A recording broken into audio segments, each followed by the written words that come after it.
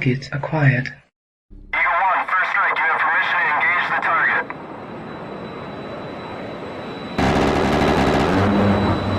Warning: the following video contains explicit language which may be offensive to some viewers or inappropriate for children. The content within this video is intended for mature audiences only.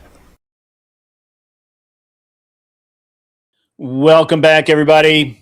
Sorry about the confusion with the time and date. When I was actually setting up tomorrow night's show, and I hit enter when it auto completes what I'm typing, and I hit enter, and I wasn't paying attention to the date and time that it put in, and so it got me. It's all right. It's all right. Everybody just calm down. I wasn't going to stream tonight. I kind of thought about it, but then I was like, nah, I'm not going to. And then but we're live 5 by 5. And I may or may not have a guest tonight. We'll see. We'll find out shortly. If we don't, that's fine too. May or may not be a very long stream. We'll see how it goes. A lot to I haven't been on a whole lot, so I've got a lot to talk about. First of all, obviously, if you haven't been here recently, studio's changed again. This is really to more not really accurately reflect, but it's more of the gun tuber kind of deal that I've got going on. And we've got a lot of stuff to kind of sort out. The first episode of Gun Prattle for this year should drop in the next 2 or 3 days. I'm actually shooting a match Saturday at the Glock store in Nashville. If you're in the area, I want to shoot a really cool match. It's a PCSL match, so it's rifle and pistol. Come on out, shoot with me. It'll be fun. It'll be really cool. So there's that. And I have also been a little busy. Haven't been on a ton lately. I've been really busy doing a bunch of stuff around my house and whatnot. One thing is that my mom has my mom was in the hospital for a few days, went in Christmas Eve, came out a few days ago, and she's had a minor stroke, and so she doesn't have very good memory, and so she can't really be left alone. She can't go back to her house, so now she's staying with me. At the same time, my wife and son are out of the country there, and so it's been so I've had a lot going on. Been very busy. Been very, very busy. But really cool stuff. Really, really cool stuff going on. I don't even know where to start. It's supposed to be a chill stream. We'll figure that out as time goes by today or this evening. Again, wasn't even really planning to stream tonight. I kind of talked about it with somebody. I was on somebody else's show the other night, helping them to prepare for a debate, if you will, with Zach. You remember Zach? He's the gematria guy that is a complete fucking moron, complete idiot, a charlatan is what we used to call him. A guy who bilks people out of money, tells them that made up shit is real.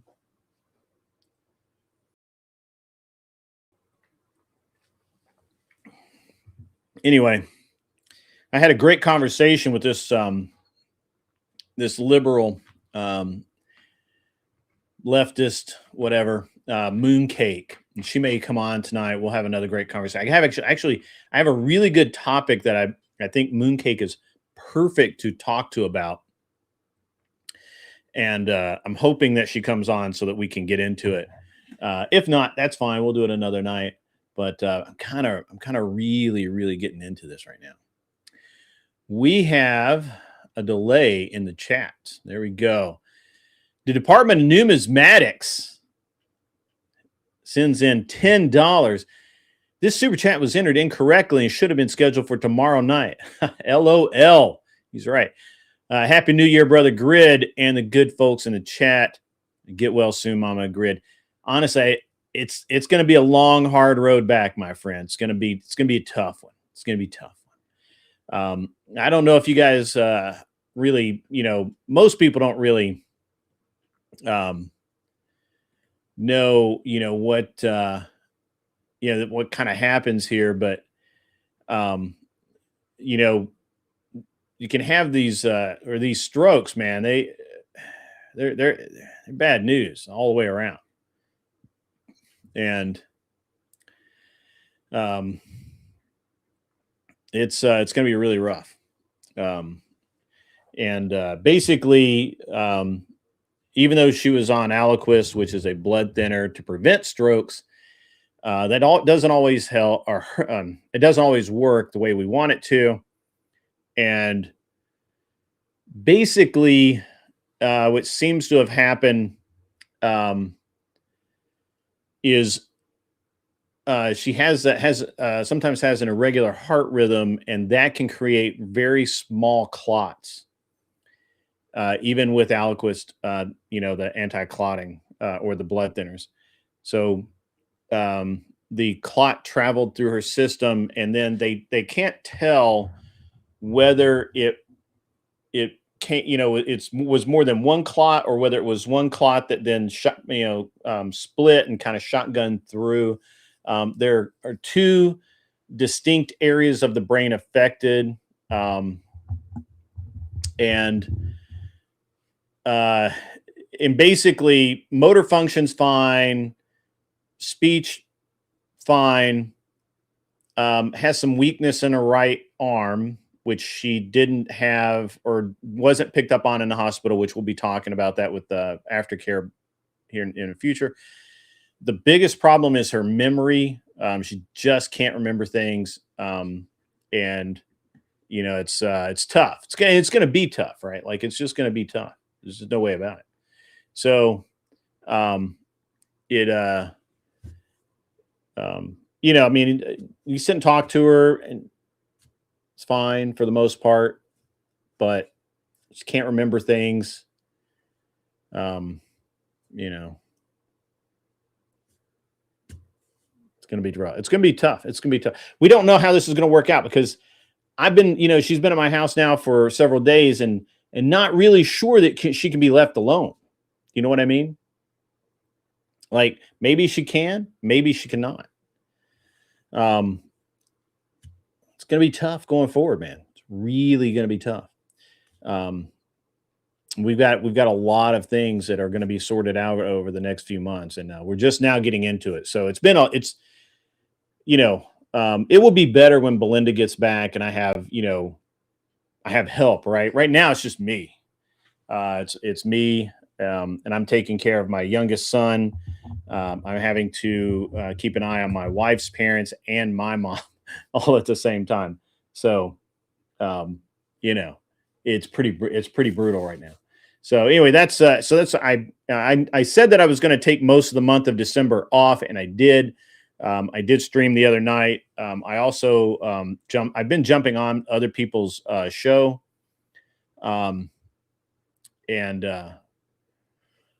So it's been cool. I was on CT's the other night. I don't know if you guys know this, but CT has this friend Rush, who's one of the OG guys for CT show, and that 100% day one guy, right? And CT lets him. They kind of share the channel sometimes, and CT will let this guy Rush do he'll let him do a show on the weekends or whatever.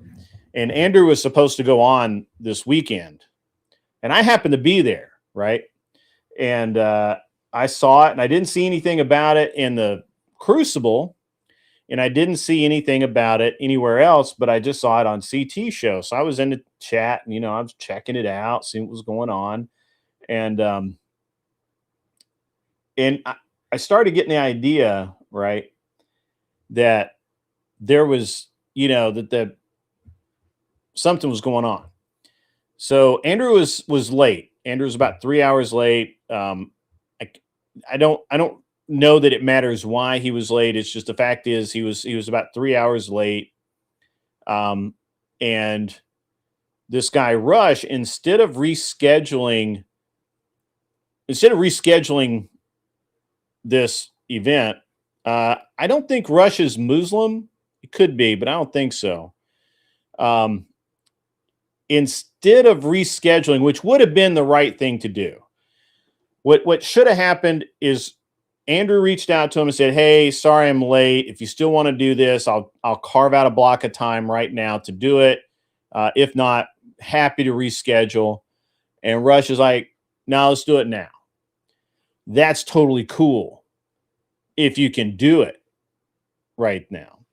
But the problem is that by the time all this happened, Rush was now at his job, his day job. That's cool too if you're somebody that, can do that while you're working, right? Like, who cares? But it's never that simple. So Rush is trying to get this show going. I'm there. I'm in the audience. I'm listening. I'm live. And it was rough. It was rough. So Rush was not prepared. He didn't have any of the right questions for Andrew. He was asking Andrew really stupid questions. And I don't, I won't speak for Andrew as far as, what the kind of final straw was, right? But it was kind of like he kind of, when Andrew was like talking about, well, let me rephrase. Andrew was asked about, is he red pill or whatever. This is a question he's answered over and over again. And so it was, and all of the questions were kind of like that, right? They were all kind of like, it was just bad, dude. It was just bad. That's it. It was just bad. And so, Andrew's like, this is dumb. You're dumb as a box of rocks. There was also, by the way, the entire time Andrew was there, "Hey, what's up, Wiggins? Who? Good to see you, my man. I was at the range today." So the entire time Andrew's there, this guy Rush has music playing in the background, and it's pretty loud. Like, it's not like subtle background mood music. It's like he's working at a club or something, and he would have to mute himself down. I got you, Cam. I understand. But this was interesting. It's an interesting thing. So, Andrew bails. He's like, "Look, I'm fucking out of here. This is dumb. You're dumb as a box of rocks. It's wasting my time. I'm out." I was shocked he lasted that long. I probably would have bailed a little earlier. I probably wouldn't, because, I can put up I have a high tolerance for bullshit. But he didn't. And to his credit, Rush just ended the stream. He didn't bag on Andrew. He didn't say, he didn't really do shit. He's just like, "Yeah, it's fine." Now, but then CT that evening goes live, and he's just like, he's really upset about it, which I understand. It's his buddy. And CT's, really pissed off, really unhappy about it, blah, blah, blah. Look, we got it. Understand. It's cool. And and I actually, I went on the panel later and talked about it, but Andrew actually went on and they had a pretty good conversation. There was a couple of things about that.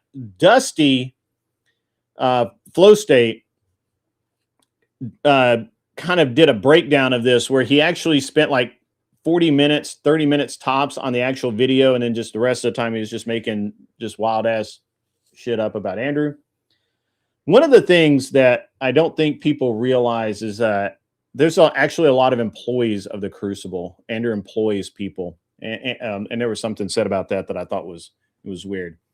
I'm going to go ahead and shout out all the people who are in the chat. I kind of forgot to do that. We're going to go over there. Wicked Wally was first. It's Thursday, sir. Stop confusing you. I can't help you not be confused. My buddy Anson Knowles from down in Alabama, it was second in the chat tonight. Jonesy Bay, I think that's how you say that, was third up. Agrilla Polis, good to see you, my friend. I'm glad to see you back, man. I've been wondering where you were and missed you in the chat, so good to see you. Mr. Mister is in the house tonight. The Department of Numismatics, Mr. Boulay, is out in the house tonight. My trusty bot, my very trusty bot, the WMD is out in the chat. You know, be careful or he will kick you off. Buddha is out in the chat. Good to see you, sir. Peter Parker is out in the chat. Good. Hey, man, good to see you. I don't remember seeing you in the chat before, but welcome. Smoking Spaceman is here. Good to see you. TVT, the Vengeful Truther, is out there in the chat. Good to see you, Nick. Yeah, let's see. Cam is out in the Cam the King out on a hill is out in the chat tonight. Wiggins, who is local to me, is a solid guy, owns a security company, super cool guy. Glad to see you out there, Wiggins. I'm going to go shoot a match on Saturday at the Glock store if you want to join in. A Alwine is out in the house tonight. Good to see you, sir. It's been a while since I've seen you in the chat, actually. Mikey Balls, Insane Wheels, is in the house. Good to see you, sir. Good to see you. All right. I've been busy with family stuff too. Good to see. Hey, man, that is how that happens, brother. I appreciate it. No homo. Glad to see. I'm still losing weight. I am still losing weight. I'm down to 203, which is about. I kind of stopped there, Wiggins, you'll have to go to Practice Score. I'll drop the link. Let me grab the link to Practice. Not my link to practice. Let me log out. Let me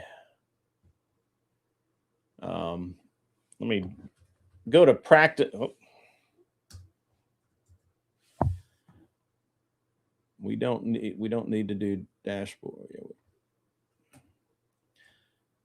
All right, go to Practice Score, register for the Glock, set up and register. You register online. I think there's still room. And that's how you do that. I'm going to drop it I'm going to drop a chat link here. There you go. Practice Score. There you go. All right. Good to see you.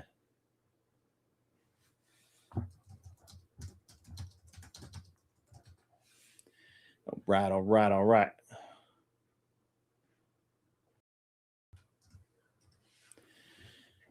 All right, Jay Antics is in the house. Good to see you. All right. Anyway, so been really busy. Been very been busy. Been very busy. But yeah, I'm still dropping weight. I'm just not dropping it as fast as I was, and that's because the last 3 or 4 weeks I've barely been able to make it into the gym. It's crazy between all the stuff I've had going on. My wife and oldest son is in China. They've been in Shanghai the last couple of days, and it's been they've had an awesome time apparently, which is killer. Really enjoy it. My wife's awesome anyway. So my wife has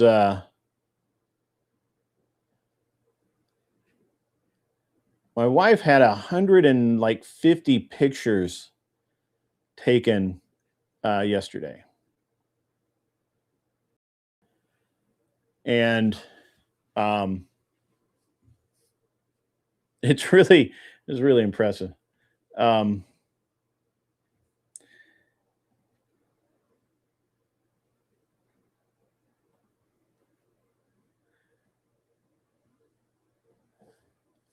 So my wife had like 150 pictures taken the other day. She sent them to me. They're all awesome. Obviously, it's like they were taken in this really famous hotel. It's like some Korean movie was shot there. It's like world famous, and just really quickly.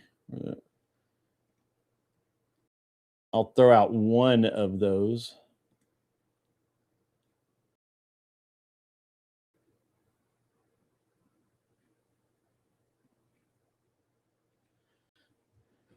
But the pictures are awesome. These are the unretouched, no AI pictures. I think she's going to have they're going to do some edits with the lighting and stuff to make them look cool. But there's my wife in her staged picture photo shoot thing from yesterday. Really cool. Liked it. So that was cool. Gum Prattle will be airing in the next couple of days, guys. Going to be shooting. I'm shooting a pre-recorded episode, and I'm going to be shooting a. I will have some. I'll do a live show, live interview coming up in the next few days as well. So pay attention. Look at that. Look out for that. Yeah. Thank you, Al Wine and Agrillapolis. Yeah, it's really great pictures. Like I was like, yeah, that's really good. But yeah, again, that once they go in with all the lighting and stuff, it'll look even better. But these are just the raw pics. So it is a new year. We've got a lot of interesting things that we'll talk about. I'm not going to go, I'm like a lot of channels are doing all of the last year's, the nonsense, the stuff that I don't really care about. I really,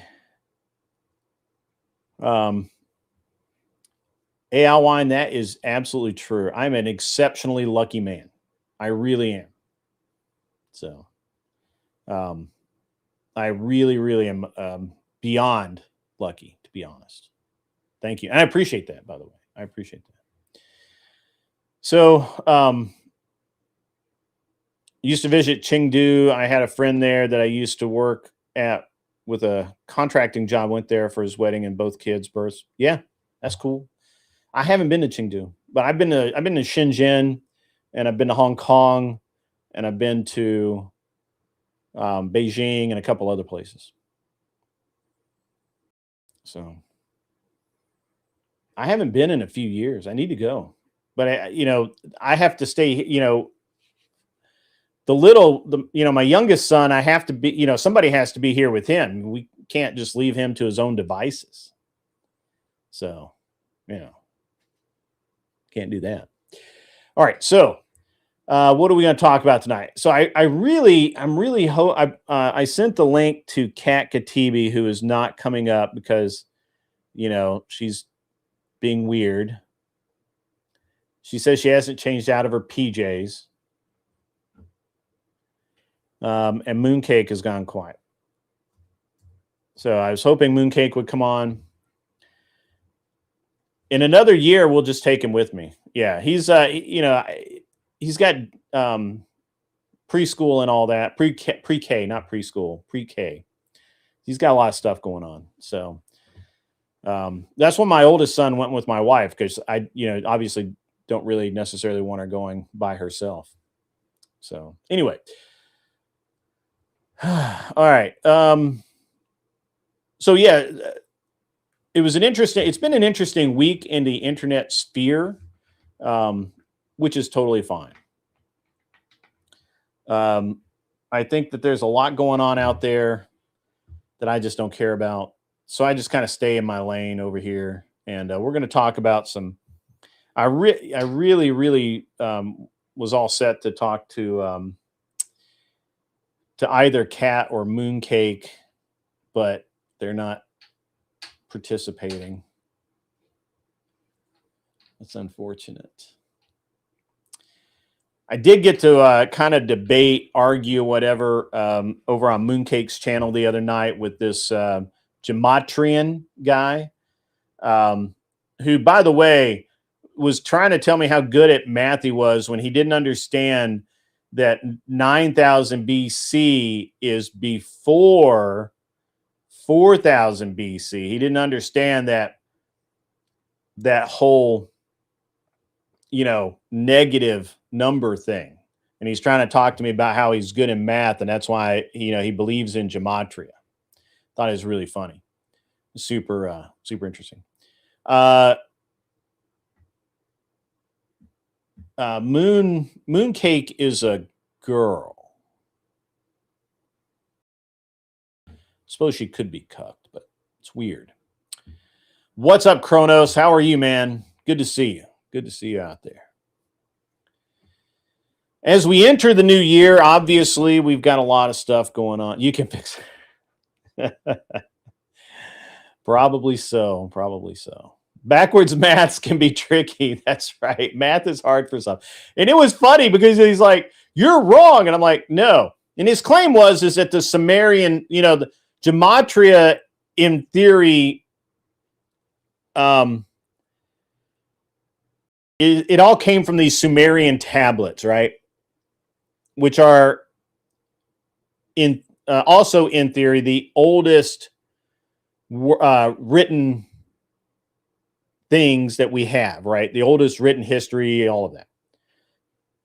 The problem is that it's only as far as we know, because literally it seems like every year or two there's some new revelation, especially down in South America. Now, now they're saying that Porta Norte or whatever the hell it is it's an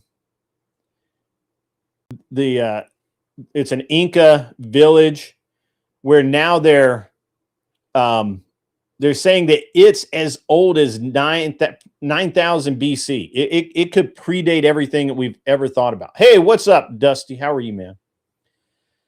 So, and there's writing there, right? Now they haven't been able to date how far back that writing goes, right? We don't know how far back it goes. But it could predate the Sumerian writing, right? And it could be it might have been a greater civilization than the Sumerians. And when there's also, they found new settlements or tribes in the steppes of Tibet, in Mongolia. They found some new stuff in various other places, and without any trouble at all, I was able to find societies that we knew about, civilizations that predate the Sumerians by thousands of years. Well, not thousands in theory, but so we're talking like, Sumerians like 3,000, 3,500, maybe 4,000 years before Christ, BCE. But they're talking about this Inca settlement, or I mean, it's not really Incas. It's in Peru-ish area. 9,000 years before Christ. 9,000 BC. What the hell, man? Like, why? And so when you point that out, I just pointed that out, and he lost his shit because, obviously you can't have the gematria. You can't keep doing the gematria dance when, that when you're trying to when every single argument you make gets blown out of the water, right? So that was pretty crazy, and the fact that he didn't understand like that 9,000 was older than 4,000 was just shocking. It was shocking.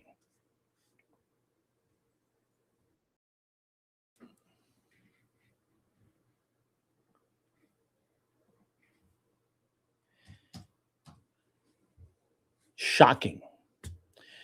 And you know, and I told so Mooncake was supposed to debate what's his name, Zach, discuss whatever, is gematria real.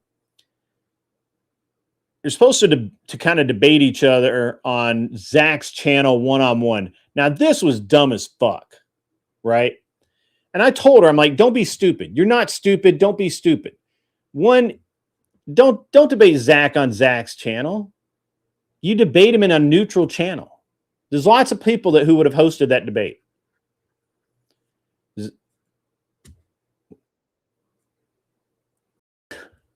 I know, right? Wiggins, you're right, man. I don't know how the guy like functions.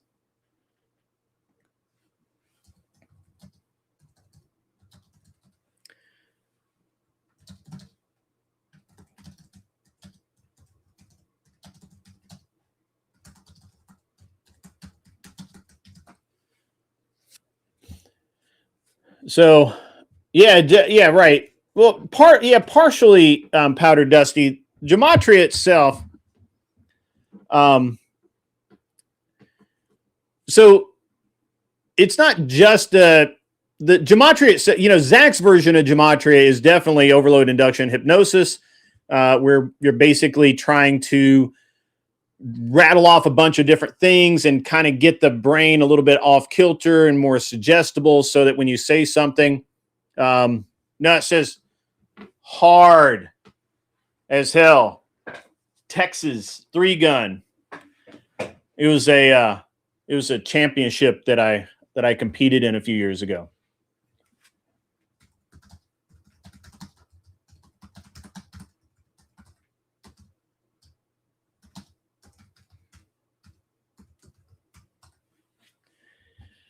You like your version better? Well, okay.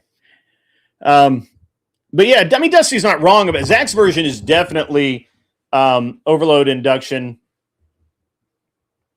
I'm OF channel. I see what you got there. It is. I mean, Dusty's not wrong about that, and Zach's version is exactly that. And basically, he gets you into a suggestible state, and you just kind of start agreeing with him. Oh yeah, that sounds. Yeah, I got you. Yeah. You know, it's just it's a magician's trick, more or less. And that's exactly what Zach uses to be able to sell books and to be able to get, you know, people to send him $5 a month. And that's why he will never answer a question directly. And he doesn't answer, he doesn't talk about things in, you know, concrete. It's always abstract. It's always abstract. And so, but the guy that I was talking to the other night, and I cannot remember that fucker's name, CM something or the other. And this guy is dumb. I mean, I've met some dumb people on the internet, but this guy, he was literally like, I'm smart. I'm smarter than you. Blah, blah, blah. And I'm like, no, you're not, bro. No, you're not. You're not smarter than me. Not only are you not smarter than me, you're stupid. You're really dumb. Like, you're the dumbest person on the internet I've met today. So it was really interesting because his idea, what he would do is he would just throw out something as a fact. Well, what about the Sumerian tablets? You can't argue against the Sumerian tablets. And I'm like, yes, I can. Because you're dealing with history that is still being written. We don't know anything. None of us were there. We don't have video. You know, it didn't fucking happen without video, right? You know, like, that's the shit. So we have some people's interpretations and we believe those, but literally next week, you know, they could dig some shit out of the deepest, darkest depths of Peru or fucking Chile or some mountain in the Andes and come out with an entirely new hypothesis about who was the most advanced settlement at what time period and all of it. Like none of this shit is you can't throw it out as fucking fact. And I kept telling him, I'm like, wow, I don't believe you. It's wrong. So give me an example of of gematria. And then I would push him. I'd be like, hey, what about this? What about the sports betting, right? So if the Jesuits are if all sports gambling is fixed, why would and look, this is probably $1 trillion industry. If the guys who run it, if the guys who are making the decisions and saying you win, you lose, this happen, that guy gets his leg broken because we don't need that guy in the next game, or we need to stack some odds. If that's the case, if the Jesuits are really connected, if they're really calling the shots on this sports betting thing, why would they let you live if you know about gematria?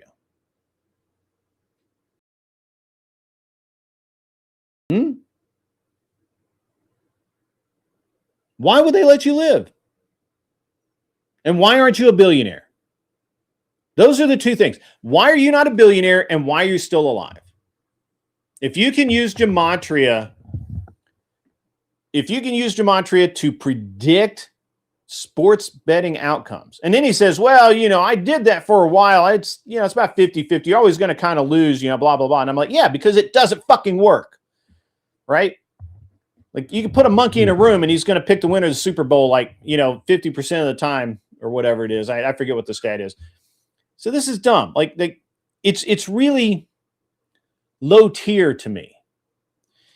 So that, this was like a 3-hour conversation that ended up where he talked about, he made a comment about my wife, and I did not like that. And I told him that I would hunt his ass down. So, gematria is the same thing as Christianity. It seeks to explain the unknown with magical thinking. No, you're wrong, Anson. Sorry. Gematria is the same as a magician's trick, to fleece you of your money, to pull it out of your pocket and put it into theirs.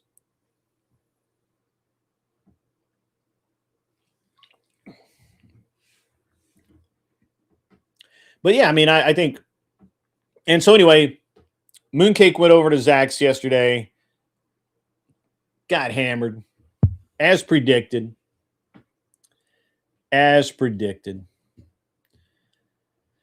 So she'll be here. She just messaged me, and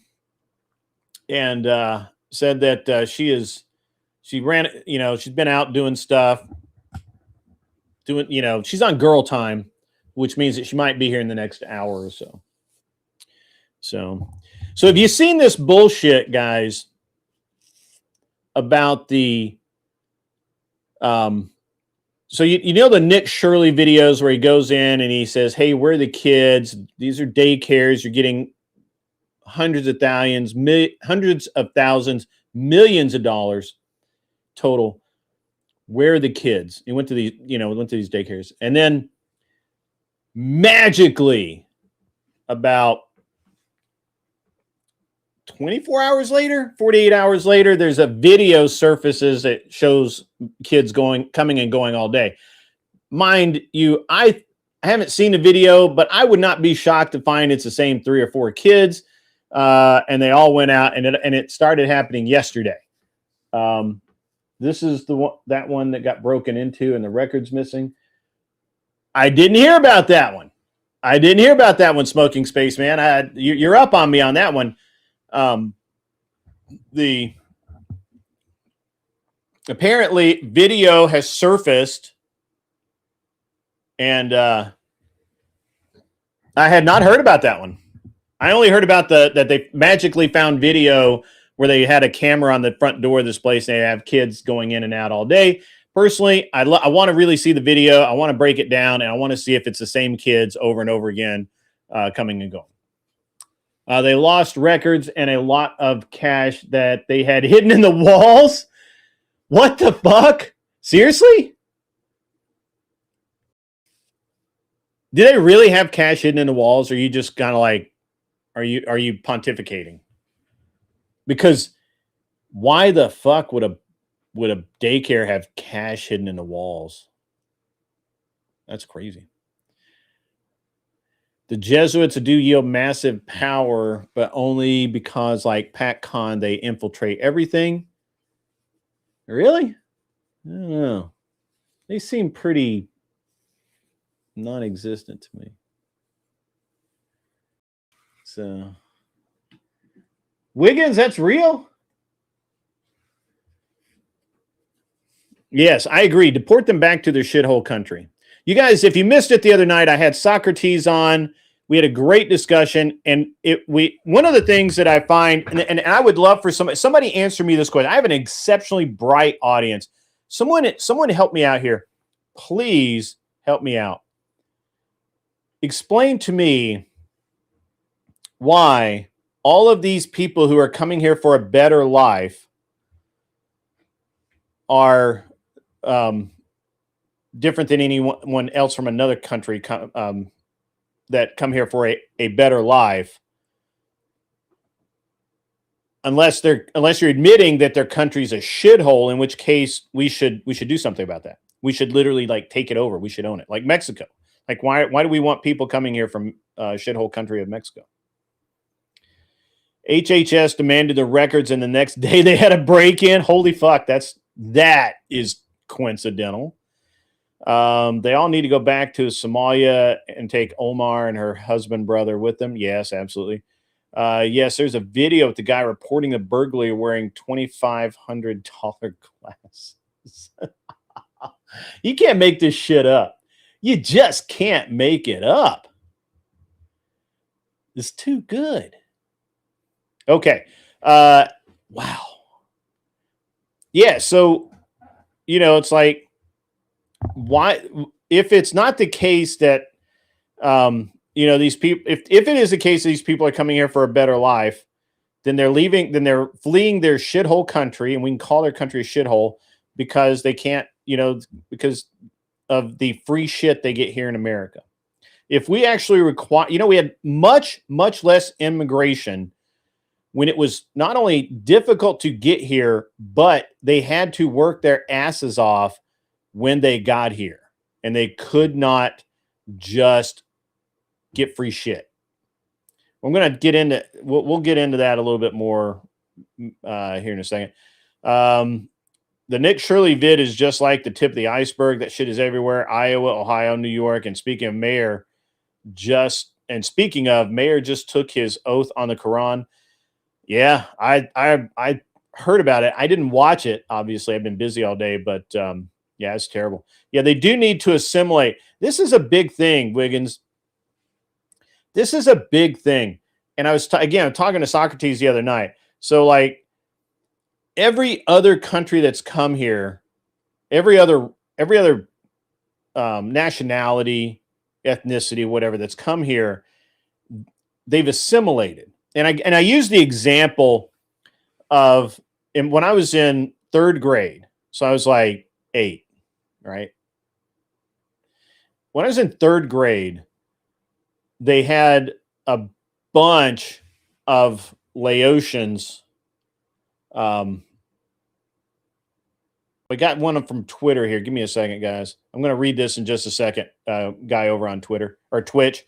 I'm not much. I forgot that. All right. Anyway, so give me a second. I'm not even watching the Twitch stream.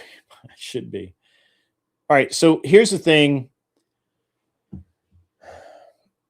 When we exited Vietnam in 1979, okay, or 71, yeah, 71. Over the next 8 or 10 years, there were problems, and the Laotians were fleeing. The Laotians had helped us, and I forget what the name of the organization was. They were causing a lot of problems in Laos. And so we, for a change, did what we said we were going to do. And we moved a good number of those people from Laos to the U.S. Some of them moved to my town. Now, initially, those people basically lived all in the same area. They did get some government assistance, but they also had some money of their own. They got jobs. They opened businesses. Their kids went to school with us. They were very smart. They learned the language. They excelled in every way for the most part. And today, there's not one cluster of Laotians anymore. They're all throughout the town. They've assimilated, right? And they're no longer not of our town. They belong here because they have assimilated. And I remember when I was 8 years old, they came in, they were learning, they were doing all of the things, and they were an asset to our community. And this is the problem where we run into is with these Somalis, they're a net negative in every aspect you can name me, except voting block, which is a net negative to me.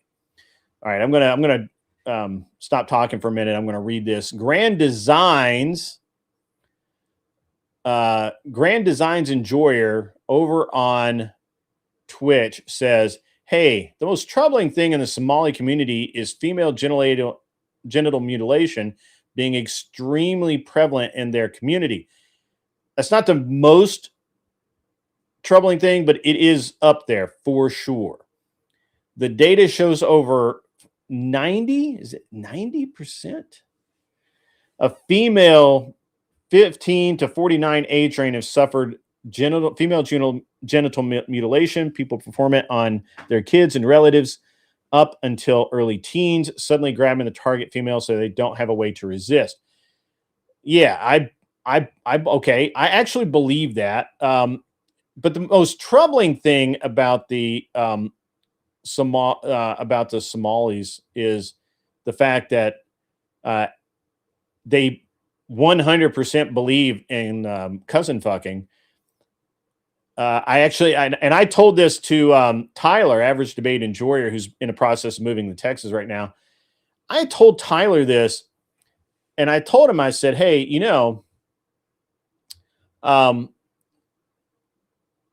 they are so okay with cousin fucking that the average IQ of Somalis is 30 points lower than the average IQ in the US. And he did not believe me. The first thing he did, according to an international organization, 40% or more marriages in Somali culture are to first cousins that we know about. Could be more. The second thing he found out is I'm right. Average Somali IQ in Somalia, 67. Average in America, 97-ish. 30 points, just like I said. The third thing he found out when he looked it up is 80% of the Somalis in Minnesota receive welfare of some kind. 80%. 2% of Minnesotans, citizens, Americans, 2% of Americans in Minnesota receive welfare. 2% versus 80%. That's crazy. That's crazy. That's nuts. I mean, it's absolutely insane. And the argument was made in the debate that I was in that, well, immigrants can't get welfare, but yes, they can, especially in Minnesota. Governor Walz made absolutely sure of it. So once again, we got another comment from Grand Designs Enjoyer. And he said, I clicked it down. Here it is. We have little reason to believe most Somalis suddenly stopped engaging in that practice upon settlement in the U.S. Absolutely true. What you don't know, Grand, is that a few weeks ago here in Nashville, a Somali attacked and raped a woman to death on the steps of a church in Nashville off Nolensville Road. Now, she was under the influence of drugs. The only reason he stopped was because a fire truck crew was on its way to a call. They were responding, and the firemen saw this attack going on, stopped, and literally detained the guy and rendered first aid to the woman and sent the woman to Vanderbilt Hospital, where she later died. And that just happened here in Nashville. When they arrested the guy, they don't even know who he is because he had 16 identities. 16. You're right. They're not changing. They're getting worse. And they're getting help from our government to be worse. Data shows it is 75% is Somali women in the U.S. are basically poor. Yes, I agree. 100%. And what's interesting is you have all of these bleeding heart liberal feminists like endorsing this nonsense. Thomas Jefferson time. What's up, Never Lucky Rubber Ducky? My man, good to see you. It's been a minute. It's good to see you. My man. Barn Diesel. I have not seen you in here before, but welcome, sir. He says, my grandfather came over from Poland when he was a toddler. He said his parents didn't speak much English, but made sure he and his siblings did, and were proud of being Polish, but prouder to be American. That's the way it's supposed to work. That is exactly the way it's supposed to work. Right. First time here. Welcome, Barn Diesel. Feel free to ask pretty much anything. Who has heard of all the firebombs and shit across Europe over New Year's Eve? Thousands of cars, historical churches, all the crazy shit. I've not heard about it, but I have been very busy, as I was talking about at the opening of the show.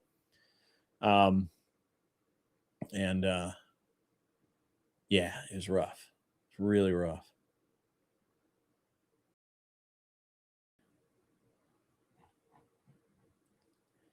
I heard about the churches. It's always the religion of peace. Yeah. Yeah. It's not a religion of peace, man. It's just not. Never has been, never will be.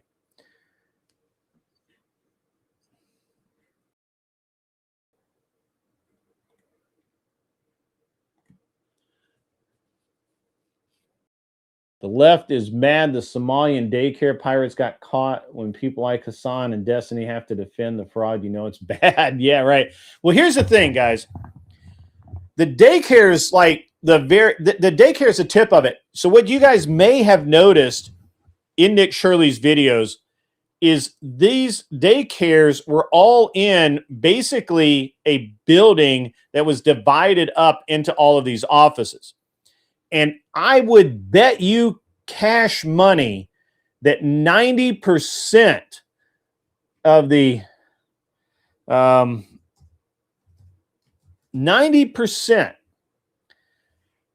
of the establishments in that commercial building are fake, run by Somalis or agents pretending to be Somali to bilk the government.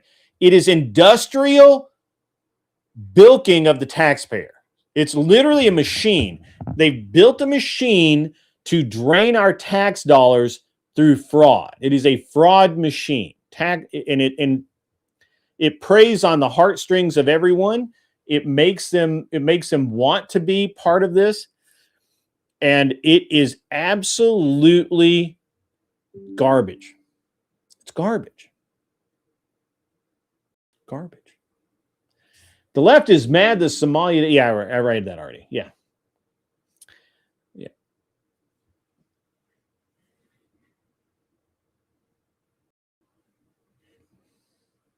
I got a bunch of alerts, but I don't know what to do with them.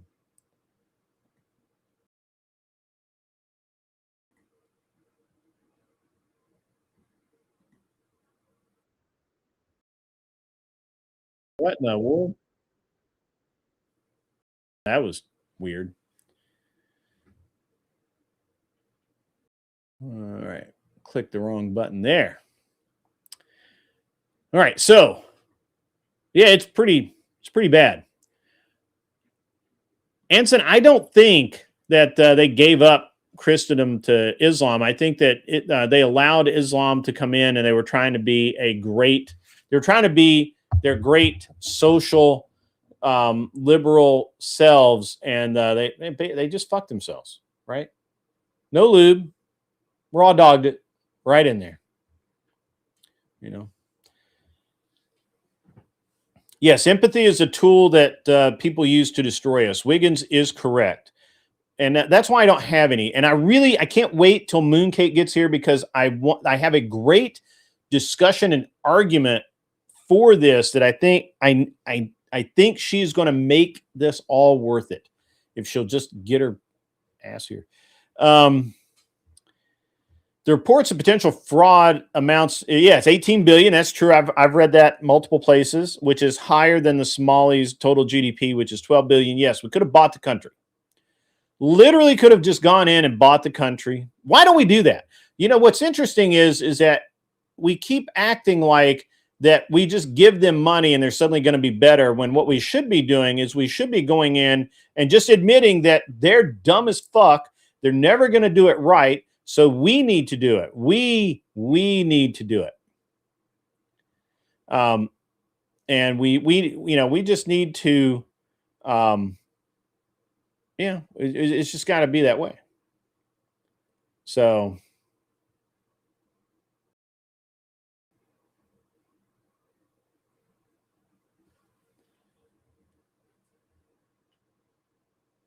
that's how that works.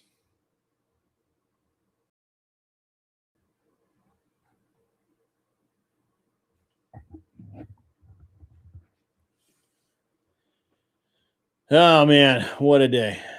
What a day. And I mean, it's not just the Somalis. I mean, you have to understand that of the what, 400,000 or 300,000, however many Somalis were brought into the country, right?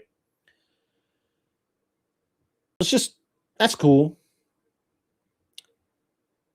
But it's probably 100 Americans that are using the Somalis for the most part to bilk the government. Let's just keep that in mind, guys. Because wait, stand by. Well,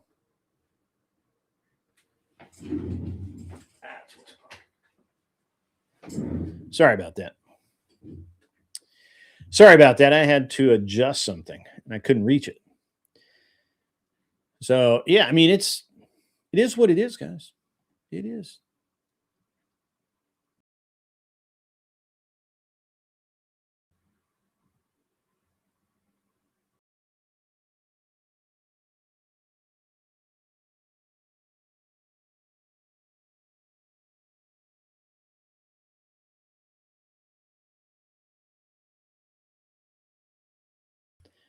Yeah, the left is using them as useful idiots.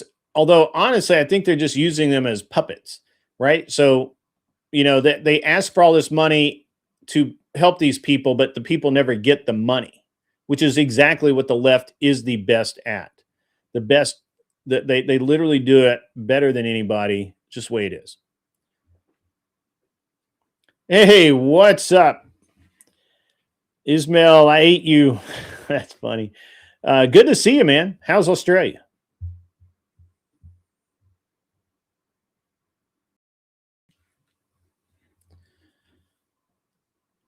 I actually never forget this, Mullet. I actually never forget this.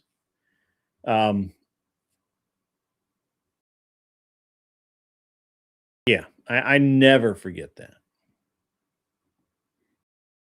That's why I don't have any use for these folks. I mean, I just don't. All right. I think we got some action here.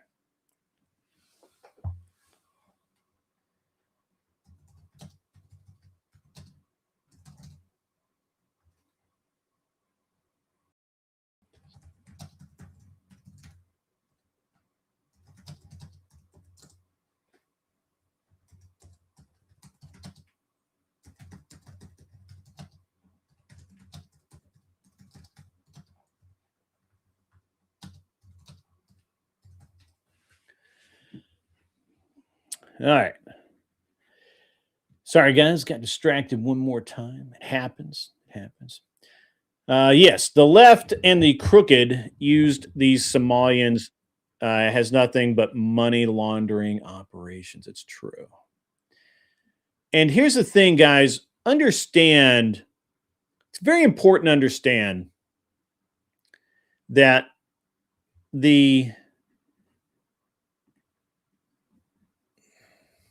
it's very important to understand that while, yes, it's insane what's going on with all of this, it's what's more insane is that more than likely the people actually responsible, the Tim Wallses, the local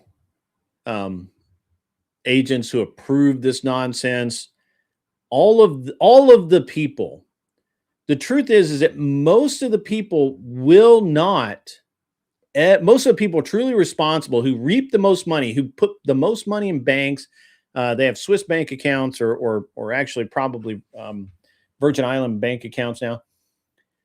Those people will never answer for their crimes.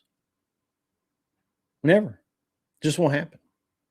Wiggins, you're correct. It reminds me also of the mortgage fraud back in the early 2000s where the borrowers were set up and overly happy to make some profit, not realizing the brokers and banks were clearing record-breaking revenue. Yes, absolutely. It's detestable that in America, we do not hold these criminals accountable. It's detestable. Every time literally every time this happens, I can't look. One of the reasons why it's so hard for me to deal with politicians is I can't look at them without feeling revulsion. I can't look at them without just being disgusted by them because they don't do their job. And worse, when I hear people talk about, putting the same dumb fucks back in office, right? The same idiot.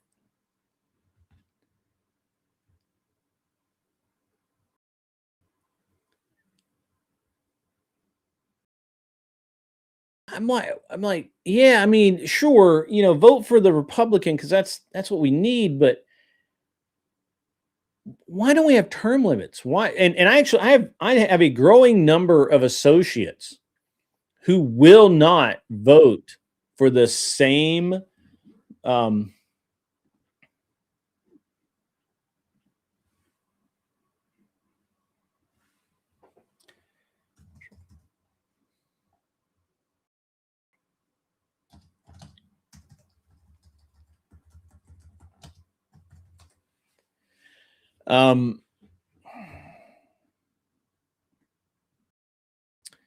let's just let me look here. Wow, that's a long one. All right, Grand Designs over on Twitch. Thank you for watching over on Twitch, by the way. I need to pay more attention to Twitch. Somali's land is de facto split up among 4 or 5 different groups. Somalia's central government still claims authority over all of it and has been recognized by Israel. Even if de facto one of them is Somaliland, acts like a country over 3 decades and Israel has just recognized it. Ilhan Omar opposes recognition of Somaliland and independence because she is a Somali nationalist. The Somali ethnic group is split in subgroups called clans. Yes, they're very tribal. Inter-clan dynamics have caused civil wars and impact development among those living abroad. Yes, absolutely. And this is the problem that we have when we're trying to assimilate those ridiculously tribal cultures into our society, right?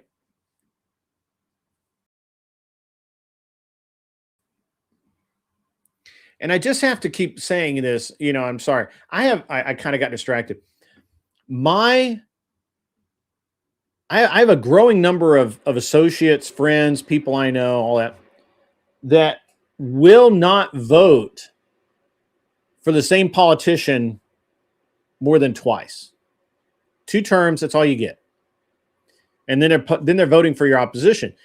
And the reason for that is they want fresh blood. And this is actually what we really need. Now,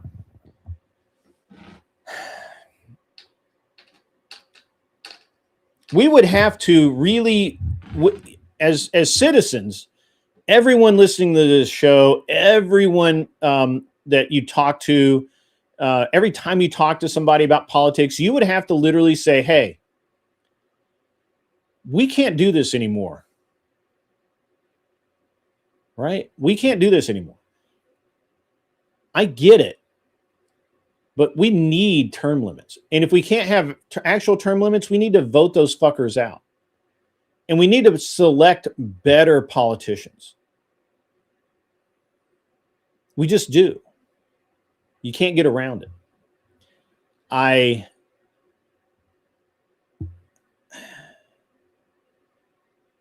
It's just what we need to do.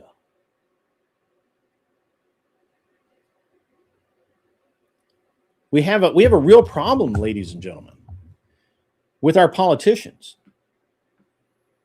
And we're selecting professional politicians. Like, politicians aren't selected because they were good in business, they led a project to success, they've run they've managed a multi-layer agency.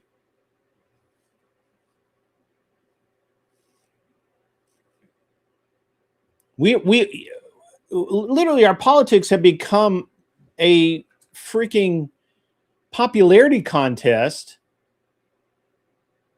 that nobody wins. Nobody wins. We're not winning. This isn't what winning feels like.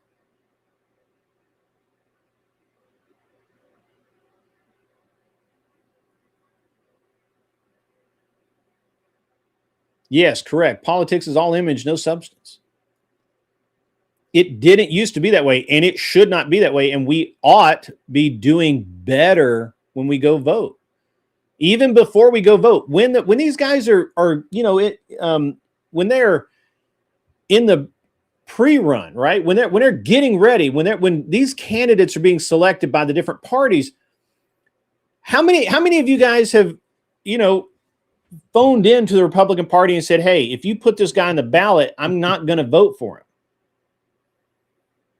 If you put this woman on the ballot, I'm not voting for her. And you will lose.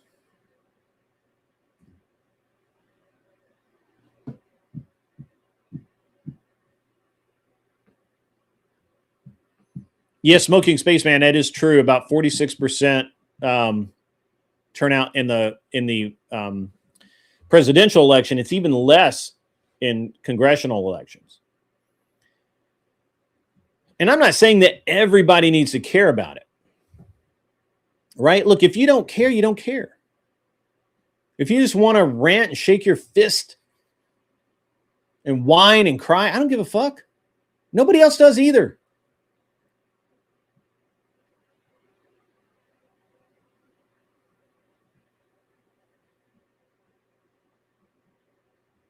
But if you do care about it, if you care about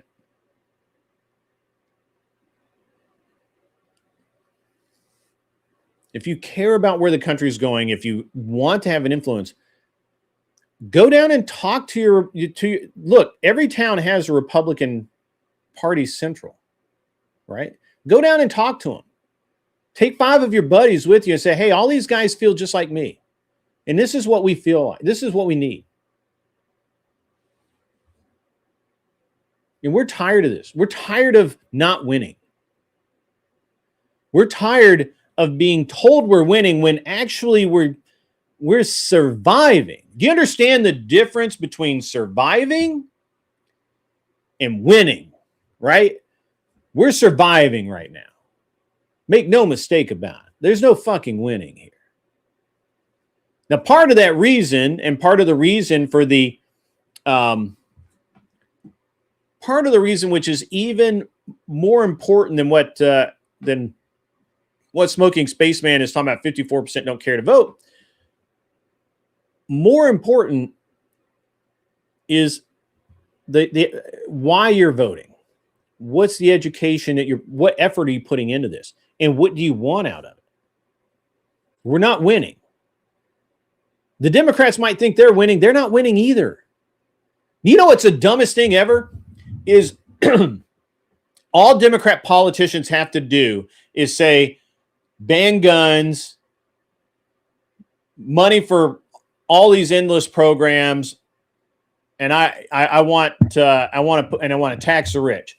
They can say those three things, and they'll fucking win an election, and they never have to do shit, and they'll get elected every single fucking time. And their side will keep voting for them, and they will think they're doing a great fucking job. They'll go to rallies, yeah, down with guns, down with personal freedom, you know, whatever. But they don't do shit either. And it's the Democrats have the best con going. Literally, it's the best con. What's up, Angel Berber? How are you, man? It has been a while, sir. I am so glad to see you in the chat. I've seen a lot of vote red, no matter what rhetoric coming from the right now. I agree with it. And certain conservative voices are acting like slave catchers, getting critical voices back to the red plantation. Okay. All right.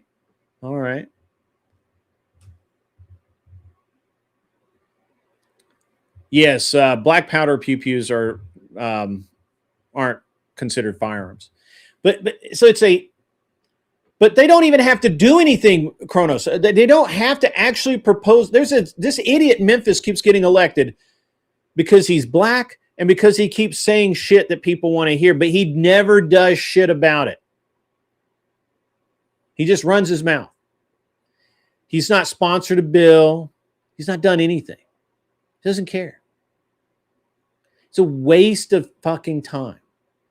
And he will get elected because that's how low IQ the Democrat voters are. They just want to hear the talking points met.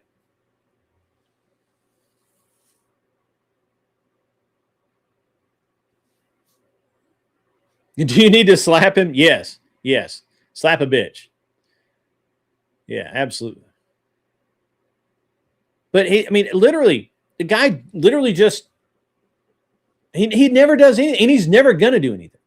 He'll propose the most outlandish shit, get the headlines, make the tabloids. Doesn't matter if the bill goes anywhere. It doesn't even have to make it out of fucking committee. He's in there like swimwear, my man.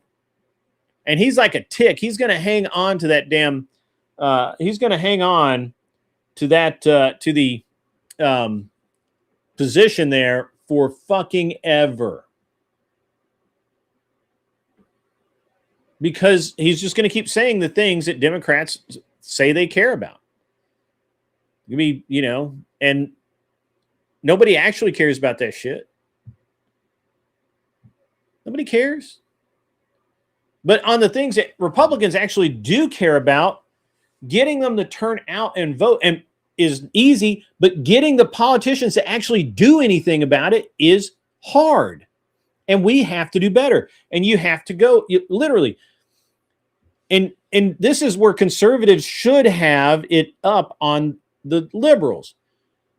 I will actually go to my local Republican Party office and say, hey, if you put this guy on the ballot, not only am I not going to vote for him, I'm going to tell all my buddies not to vote for him. And I'm going to go on my platform and I'm going to tell everybody in the fucking country, this guy's a fucking loser.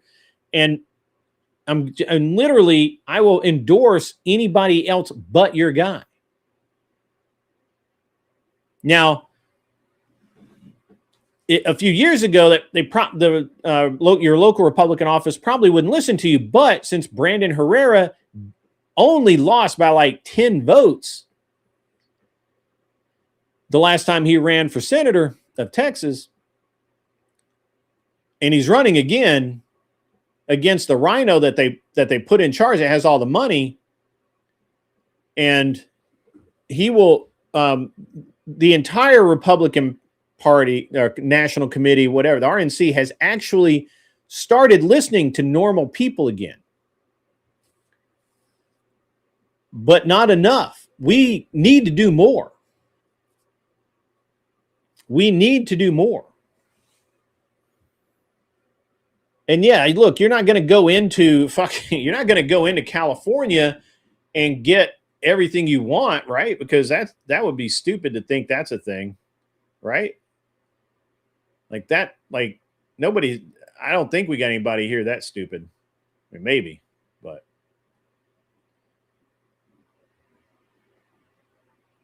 maybe we do.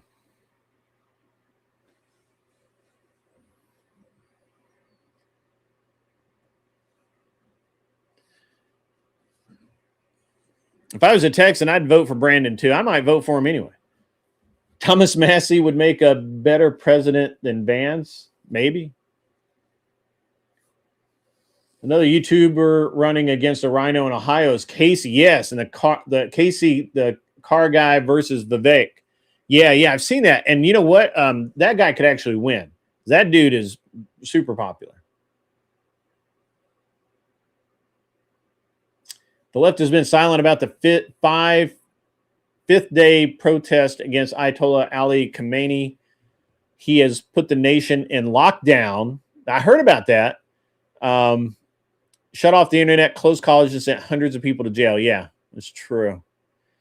That's why there's massive corruption and no accountability. They know folks won't demand any. Yeah, see, that's where we're at, and we need to prove them wrong. Shows like this show that there are people like the fact that you guys show up to a almost no-name stream. You're out there searching for it. You're not the only ones. There's thousands upon thousands, probably millions of people listening to more conservative voices than ever before. They need to be worried. They need to be worried. The RNC needs to be worried. Business as usual can't be business as usual anymore. Now, I'm not saying it needs to change overnight, and I'm not saying that we need to throw it all, we don't need to throw out the baby with the bathwater, but what we have to do is we have to get back to the America First mantra. We have to get back to where conservatives are conservative. You know, the dumbest thing, I heard the dumbest thing the other day. You guys are really going to love this. No, I hope nobody is drinking anything right now. I don't want to be responsible for you snort, blowing shit out your nose when you laugh. I literally heard the other day, someone asked me what I conserve since I'm a conservative. I couldn't fucking believe it. What do I conserve? What am I interested in conserving? Energy, oil, what? I was like, are you fucking insane? I'm a conservative in my manner. I'm conservative in my beliefs. I'm not trying to conserve energy. I'm not trying to conserve gasoline. I'm not trying to conserve these things, right? Did you ask that? Somebody else asked me that in a very sarcastic manner. It wasn't you that I laughed at, Smoking Spaceman. And it was crazy. It was a crazy thing. You may have asked me that too. But the leftist that asked me that was being a smartass. Because they actually thought that by being a conservative, I was trying to conserve shit. Maybe they saw that and picked up on it. Or maybe that's just a conservative. What ideas am I trying to conserve? No, that wasn't you were. I remember that. Yeah. Right. Yeah, you weren't asking me that. I understood what you're asking. That they were asking me literally what did I believe in? What conservation project I was believing in.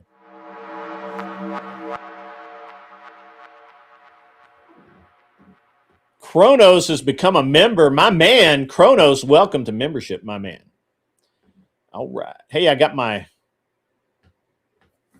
3 months later, but I finally got my shit working again. I should run for office. It would be the most base campaign ever. Why? Because I'd literally be like, yeah, I've been arrested. I've been, I did this when I was a kid, like, what are you going to do? Nobody can dig any dirt on me because I'll just fucking talk about it. I talk about it all the time anyway. What ideas am I trying to conserve? America. America has an idea, but that's not really when I call myself conservative. That's not what I'm thinking about. Kronos 420 celebrates 14 months of membership. Grid gonna farm poops for methane. Vroom. Conserve vegan doo-doo. Gross. How about nuclear family? Let's start with that. Yeah, okay, you can do that. I know you've been a member for over a year, man. But you weren't the one I'm talking about. Yeah, I remember our conversation, but this was over, I think, on CTs or somewhere. And maybe that, yeah. This was somebody else that asked me. It's probably over on CTs. They asked me what I was what I consider myself, and I said a constitutional conservative. They were weirded out by that. No one's ready for what's coming. If not in this generation alive now, the current way of things is not sustainable. I don't know why people say that all the time, Cam. People have been saying that for decades, and it has been sustainable. As a matter of fact, the things that we've tried to, the things that the left has told us for decades that were going to happen, none of that shit's happened. We haven't run out of water. We haven't run out of air. We haven't run out of fucking anything. Global warming isn't even real. They had to change it from global warming to climate change because that shit ain't real.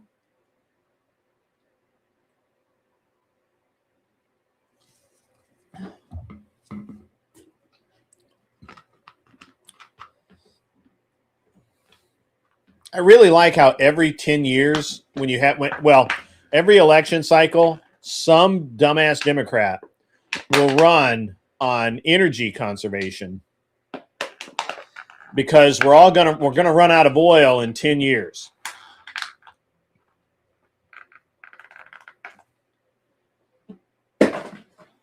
Self-hating communist. Yeah, we're not near communism.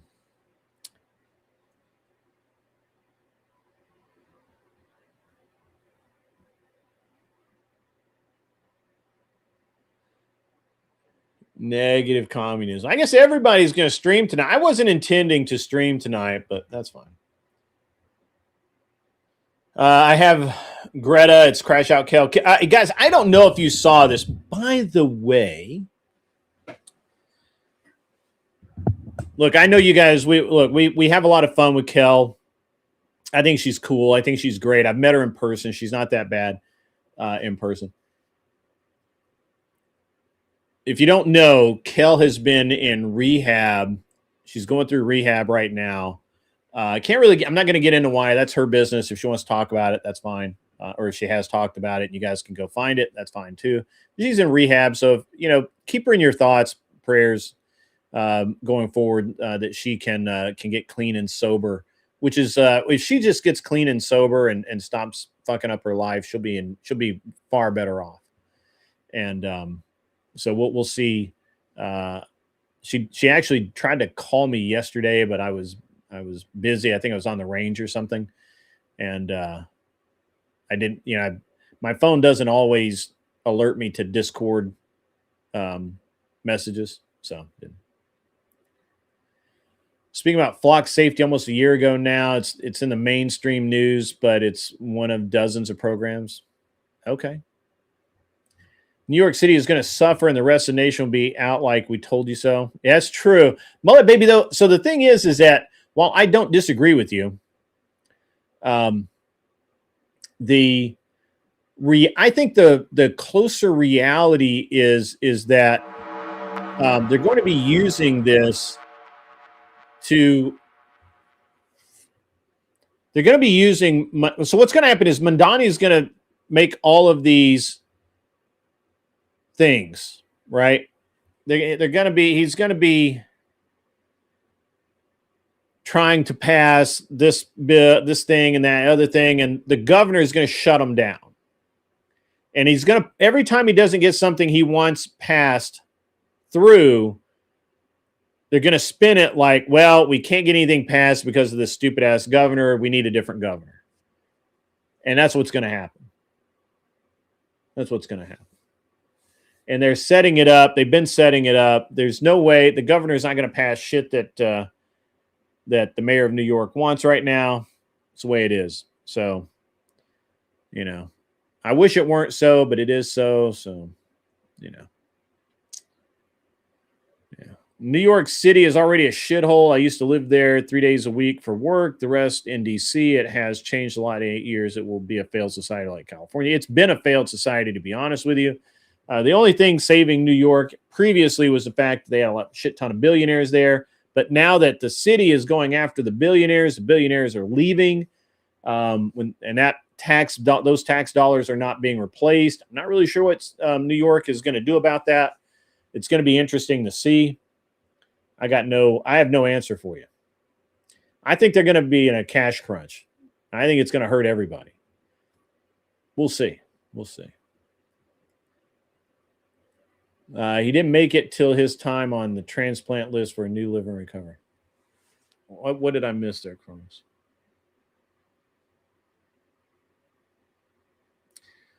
Homie, I've been there and done it with a roomie who had yellow jaundice. FYI, he didn't make it till his time on the transport. Make it till his... Oh, that sucks, dude. That sucks.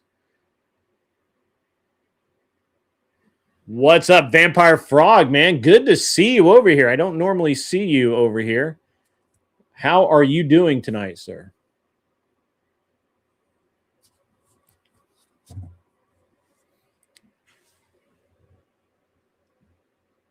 But yeah, look, New York is in serious problem. Has serious problems. Happy New Year to you, Vampire Frog. Probably trying to screw us over in New York outside of the city. Probably that's what's going to happen. I really think that I really think that the state of New York is going to end up having to tax literally every other county more to be able to maintain New York City with the reduction in tax base there. Enjoying some Claude coding. Okay. Claude Rail. I don't get the reference, but help me out. So we'll have Mooncake on here shortly. Hopefully, I mean, I don't have a lot. I have a lot of patience, but I really need to get moving along. I want to talk about this subject. It's going to be lit. It's going to be fire. Better run and tell all your friends. It's going to be I hope it's going to be a great discussion. I think Mooncake is the right person to have this discussion with because it's a discussion that's needed to happen for a long time. In the meantime, if you haven't been here for a while, or maybe it's your first time here, the studio has changed. If you were here before, you've noticed it's a lot different. That's because I'm doing the new show, which is called Gun Prattle. That's not my main focus, but it's a key focus going forward, and I have a lot of work to do. It's an AI that writes code for you like ChatGTP, but better. What's the topic? We've been kind of bullshitting about Somalis and some other things here. I'm waiting on Mooncake to come up. I have a topic in mind that I've been wrestling with for a couple of days, and I haven't had the right person to fight me on it. So we're gonna fight with her on this. In the meantime, I'm going to show you guys. Now, a lot of you guys will have seen this. This is the video for my. Well, I mean, it's the video for my new show. This is the teaser that I put together so that we would have we'd have something to lure people over to the new show. So I think this is it. Let's see.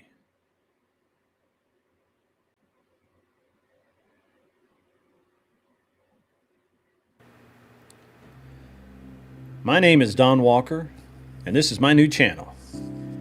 I've been a competitor most of my life. Auto racing, bicycles, basically anything you could go fast and do something cool with. 2010, I got into competitive shooting, and man, I never looked back. 2015, I retired. I traded race cars for race guns. I started doing YouTube a couple of years ago. I have a political channel. I do mostly debates, political and social commentary. Talk a lot about how young men need help in this country. How young women can be better than they are today. This new channel is not about that. This new channel is about competition. It's about shooting. It's about learning to be safe with firearms. It's about learning about firearms, period. On my show, we often have people on, and we'll start talking guns, and I could spend the whole show doing it. They call it gun prattle. My entire chat laughs about it because they know once I start, it's really hard to stop. Well, I've decided to dive headlong into it. I've decided to own it. And so here's my new channel, Gun Prattle. I hope you enjoy it. I know I'm going to enjoy doing it. Y'all have a good evening. And there we go. So Gun Prattle, the first. So we did an episode about a week and a half ago with Brian Nelson. If you haven't watched it, go back and take a look at it. It's truly epic. I think we did 6 hours. But the actual first episode of Gun Prattle will air hopefully by the middle of next week. I'm still doing some stuff, some content and stuff with that. It's going to be this is a this is just kind of what I do now. If you're wondering kind of what I when we say competition shooting, isn't there like 300,000 dudes doing this same kind of content? Which kind? I'm not sure what you're talking about. Which kind? Just graffiti. Yeah, there's like a lot of people out there doing debate stuff. For sure. For sure.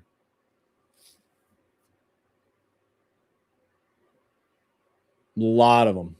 They don't seem to last long, though. The guys, you guys knows people enter the debate space and they're here for a little while, and then they, maybe they lose a few, few debates, or realize they don't really know how to debate, and then they just a fucking peer.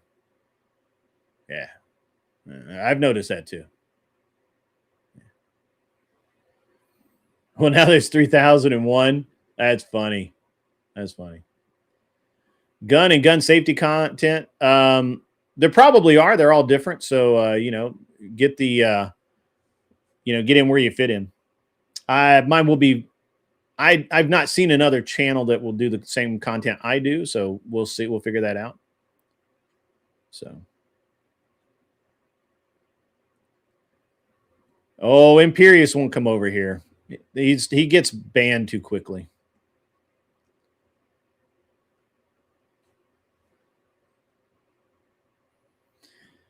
So, but it's interesting that you say that, Just Graffiti, because I've been doing a little bit of research, because I am looking at, what kind of content I'm doing versus what kind of content they're doing, and what I plan on doing.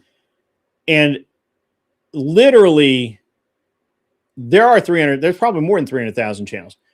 But the problem is they're all different. And most of them have like massive subscribers, massive, even when they're doing the same thing as the guy next to them.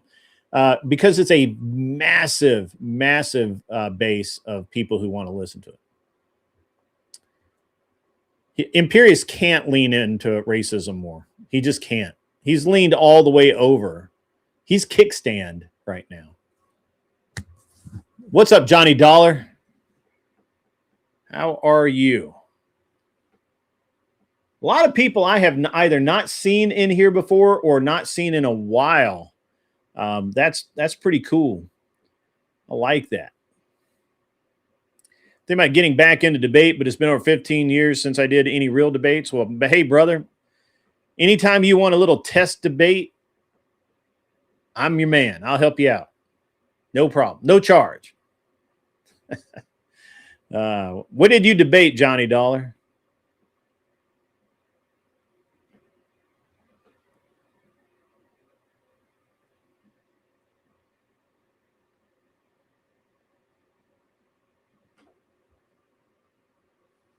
I don't think he's racist at all. He spends all day on black YouTube channels talking to blacks. Probably. What did you debate there, Johnny Dollar? What kind of issues? What's your worldview? What's your positions?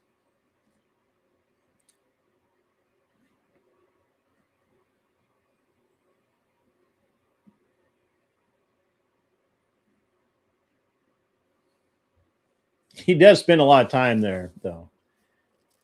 I think so. I think he's just like super narcissistic. He wants to get up on the panels. He wants to rant. He wants to rage. Yeah. An Article 5 convention. What specifically about an Article 5 convention?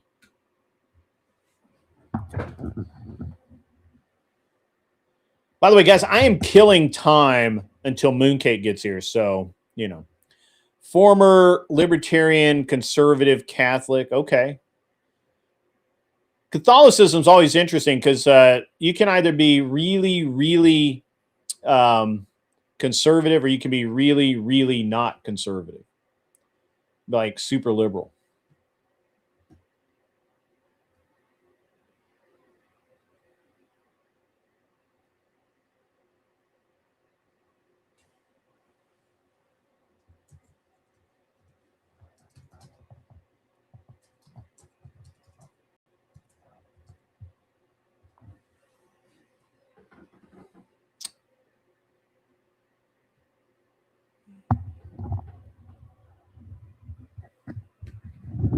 You're against it. You think it would be a shit show. Okay.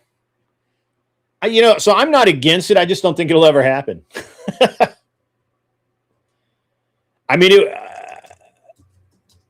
and it's interesting because I get these, I get these emails from the Convention of States like all the time, like, yeah, we got this politician and all this kind of stuff. I'm like, yeah, okay. We'll see. We'll believe it when it happens, right? Catholics are modern day pagans with nice bows. Nice hats, I think. What you mean?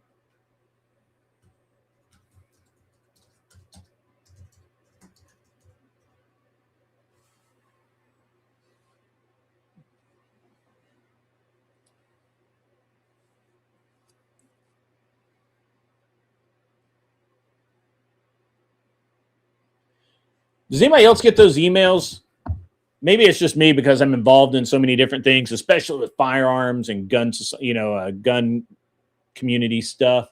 Maybe I'm the only one that gets that shit. But I literally get, it's at least once a day, maybe twice a day. I'll get something from the Convention of the States.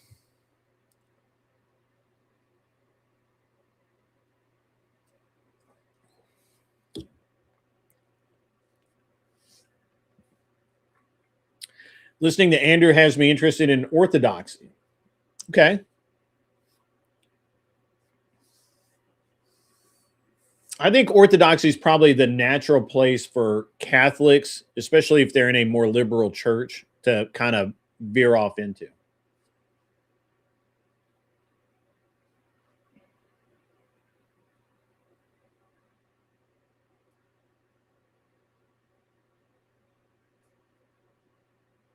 So, guys, we're going to have in about 10 minutes, we're going to have Mooncake come on. She's a lefty. She's not like super far lefty, but she doesn't believe in guns. She doesn't believe in, well, I mean, she doesn't believe in guns. She's scared of guns. She, you know, has a lot of left-leaning things. She considers herself a socialist, capitalist kind of person, social capitalist, some shit like that. I am going to SHOT Show, and I am media for SHOT Show, which, by the way, I need to talk to Clover Tack about at some point. Yeah, I'm going to SHOT Show. I am media for SHOT Show. I will be live streaming from SHOT Show. I will be doing interviews from SHOT Show. SHOT Show is going to be lit. Keep that shit 100. All right. So, and anyway, so Mooncake is a young lady who we've had a couple of discussions already. She can have a discussion without getting too far into her feels. We're going to dive into tonight some things that are going to push. We're going to push and see where her feminist boundaries are. I hope she's listening, because there's some things that I'm going to say could be a little testy. So guys, go tell a buddy and bring a friend. We're going to have a great show here in about, we got about, I don't know, maybe 5 minutes or so before she shows up. Hopefully, I'm sure she'll have to configure her mic and audio and camera and all that shit. We'll figure it out. But it's going to be really good. Easy to access today when it was fresh. It was on few sites. Okay. The content will be epic. I'm going to be interviewing some of my competition buddies, and we're going to be. I got a lot of stuff going on. Got a lot of stuff going on for SHOT Show for sure. I will be for those of you guys who weren't here earlier. If you're in the Nashville area, I will be shooting a match Saturday morning at the Glock store in Nashville. It's off Briley Parkway on just off of Elm Hill Road in Nashville. It's minutes from the airport if you want to fly in and come down. And not the Fox chick, whatever her. This is Mooncake. This is not a troon. But I kind of agree with you on the other one. Yeah. Well, what is I don't remember. I don't remember what the other. Anyway, it doesn't matter. Anyway, so Glock store Saturday morning. I can post the practice score link for you guys. You can sign up. Go shoot a match with me. It's a PCSL match, so it's rifle pistol. It's indoors, climate controlled. 4 stages, maybe 5. We don't know yet, but it's going to be lit. It's going to be a lot of fun, and it's going to be a really, really good time. So if you happen to be in the area this weekend, come out, shoot a match with me. It'll be a good time for you. So.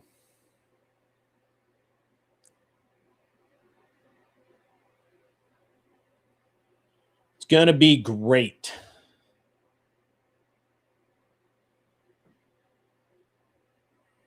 He thinks that Cam, that's hilarious, man.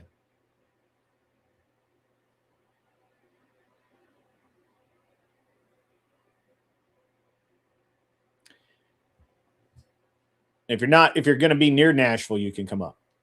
You know, it's close to Alabama. Not calling anybody out, but I know several people who live in Alabama that could drive right up. So, free market socialist, Johnny Dollar says, I don't know. I'm not we can talk to her about that a little bit. I think she's just really confused. She doesn't hate capitalism, but she believes that there should be more.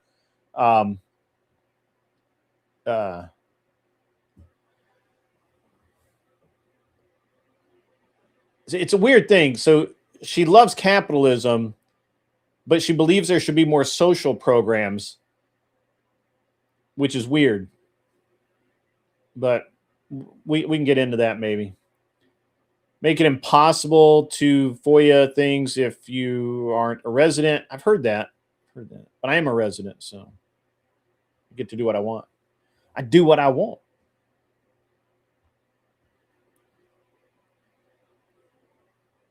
Wish you'd known sooner. Yeah, I only knew like 3 days ago.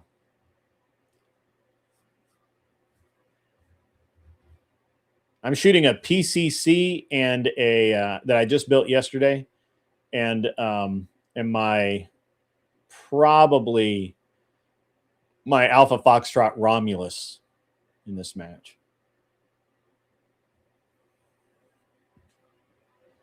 Because it's gonna be lit. It's gonna be so cool. So Johnny Dollar, so you'd like to debate politics? You debate social issues as well? Are you what you know?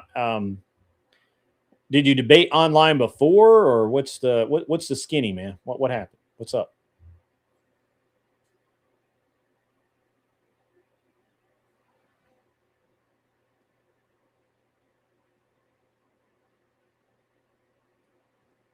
Who wants to make FOIA closed to non-local residents? Why?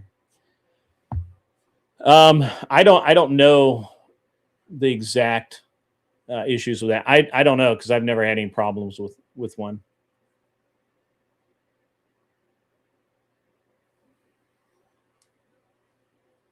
But Tennessee has some interesting kind of privacy laws.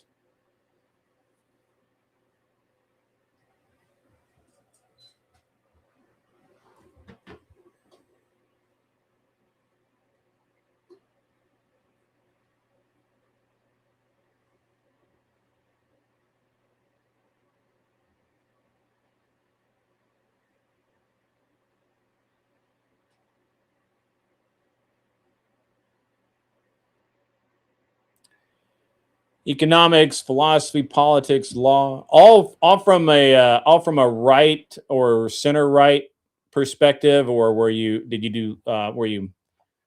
left? Did you come at it from the left on some issues, or more centrist?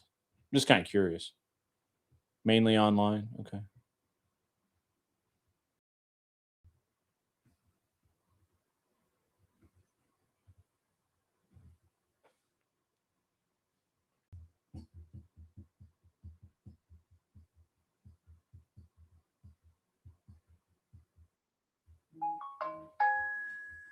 All right. All right. It looks like Mooncake is going to be here very shortly. We will see what's happening. Cam says this weekend I'm driving to OKC. My aunt knows the Yiki family, the officer from the OKC bombing. I'm going to eat lunch with two members of his family and ask some questions. That's cool. All right, right wing. Cool, Johnny Dollar. You know, it's actually getting really hard to find leftists that will actually interact on any real level. For the most part, what you end up is you either have, leftists that are just, they just come up and spurg and, like liberal cuck who will literally repeat what he knows to be a lie to be able to win the debate. Or maybe he just refuses to believe that it's not true. I don't know. I drove through OKC back in the day, Cam, and I'm telling you, man, it looked like driving through on the interstate system. It was like driving through a walled city. Like you couldn't see shit. So it's because they can't justify their things with a rational argument. Yeah, it's true. Yeah. Yeah, you would think that, but it's actually really hard to get leftists to debate because they don't want to lose. They don't want to get and a lot of them now at this point, it seems like the biggest issue is that they don't want to be clipped, right? Like they they don't want to become the next viral clip. And it's just too easy to get a viral clip out of it because, well, they say stupid shit.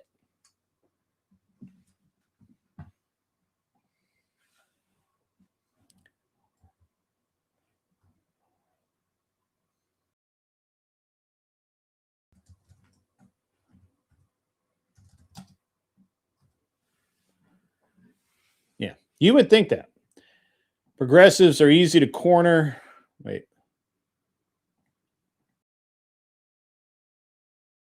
Hobbs and Kant. Okay.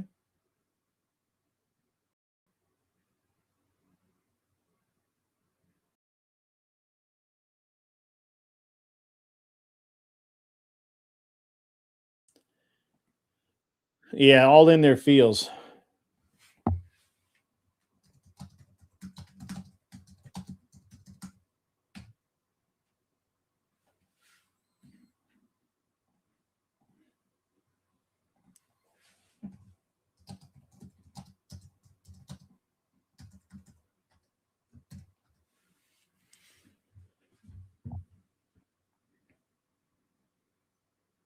All right, we've got Mooncake on her way in. They are actually easy.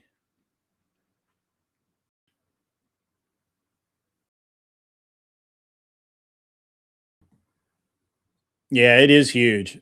They've really changed the interstate system in the last 20 odd years. So I like that. I like because before it was literally like driving through a walled city. Constitutional originalist. All right. All right. I like it. I consider myself a constitutional conservative, which is pretty much the same thing.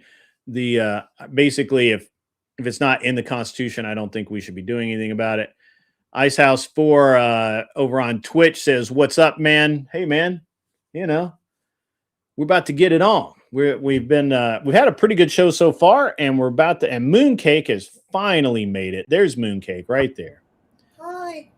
Oh, all right, and your sound even works. How about that? Is my sound? Wait, my sound works. Yeah, we can hear you fine. Can hear Perfect. you just fine. Yes. All right. Did you have a good day? I did have a good day. I went to the bookstore. I got a few books. Ran around, did some errands, laundry, dinner, just kind of the usual. How are you? I am doing very well. We did actually talk about this Icehouse 4. We did talk about that at the beginning of the show. We're going to talk about something else now. Now that Mooncake is here, I was as I've been driving around the last few. So one of the things I drive around a little bit here and there, and I just I'll sit there and ponder debate or discussion topics, right, or show ideas, that kind of thing. And one of the things is that I'm going to assume, tell me if I'm wrong, that you're a feminist. It depends on your definition of a feminist. Mm-hmm. Okay. So it depends on what you're thinking. Like, how would I explain this? I am yes. You know what? I'll just give you a clear answer, and then we can kind of get into it. Because for me, it's a little bit more complicated. Okay. All right. Fair enough. Not a gotcha. Just okay. No, it's okay. Don't worry. So do you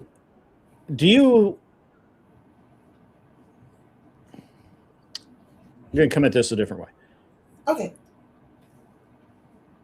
Why do you think that women, especially in America, in modernity, where they have advantages they've never had before, are depressed?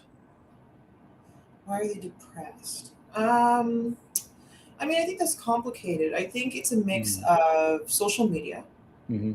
We're able to see things we haven't seen before. For example, if I see a war in Sudan, Mm-hmm. that's very easy to see now because of things like TikTok, for example. And I think another big thing is like the loss of opportunity. Even though we have opportunity, I'm not saying that. But I think when I talk about the loss of opportunity, it's kind of like, how to explain this? I'm trying to pick my words very carefully. There's no gotcha here. It's a discussion. I'm not beating you up. Like the way I think I illustrate why things are happening, I'm always very careful about it.